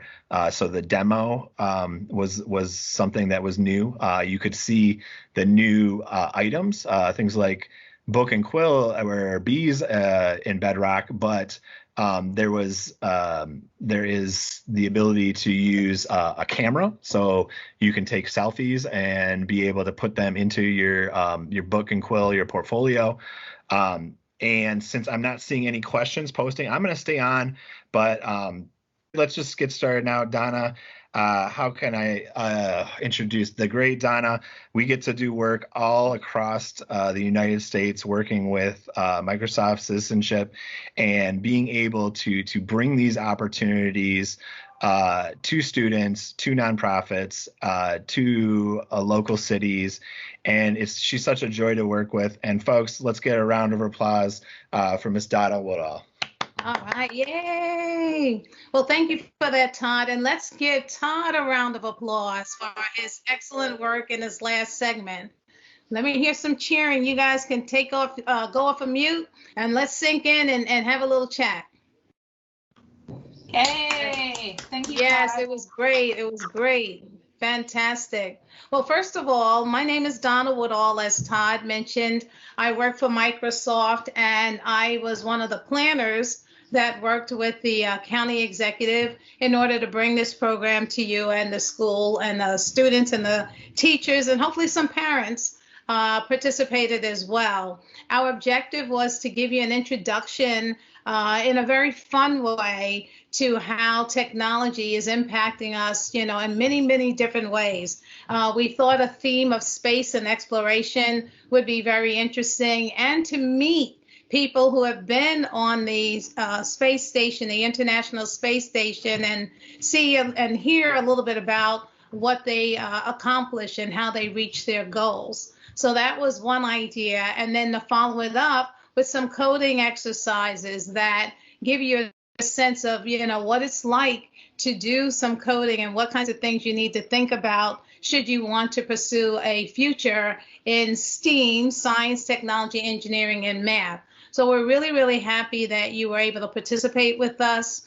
One thing I will share with you is that Microsoft as a company is getting to do more in terms of space. We see that as a future, we'll call it a community, right? A way in which we can get closer to research and closer to the things that are going to be important in our futures. And so I do have some information. I will probably post it here in the chat, but I will also make sure that this gets posted out on your website. And specifically, I'm going to read a little bit about this. I was just looking at it. That data literacy is critical in 21st century skills students for the jobs of tomorrow, and familiarity with data and how you can use that data to get insights is really going to prepare you for the future. An organization at Microsoft called the Hacking STEM Team is partnering with NASA. So like you met NASA today,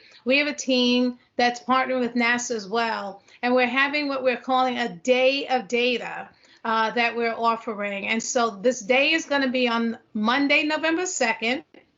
There will be some live events where you get to talk with a NASA astronaut. So that's going to happen at 10 a.m. Pacific time to talk to the NASA astronauts and rocket scientists, and they will talk about how they use data to impact and how data has impacted them on their job.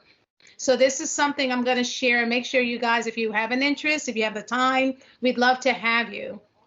In addition to that, there's going to be another segment called at the Microsoft Educator Center, and we're going to dive into 50-minute NASA-inspired data experiences Excel, and again, learn a little bit more. And those who participate can get a space data badge. So we would love for you to participate in this. There's 2 events, as I mentioned, and then there's some virtual space data camps coming up as well. So really, there's 3 ways to get involved. 1 is talk to the NASA astronaut November 2nd.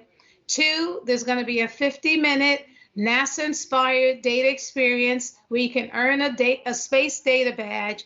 And then number 3, you can attend some of the free virtual space data camps. So this way you can continue building on what you received today.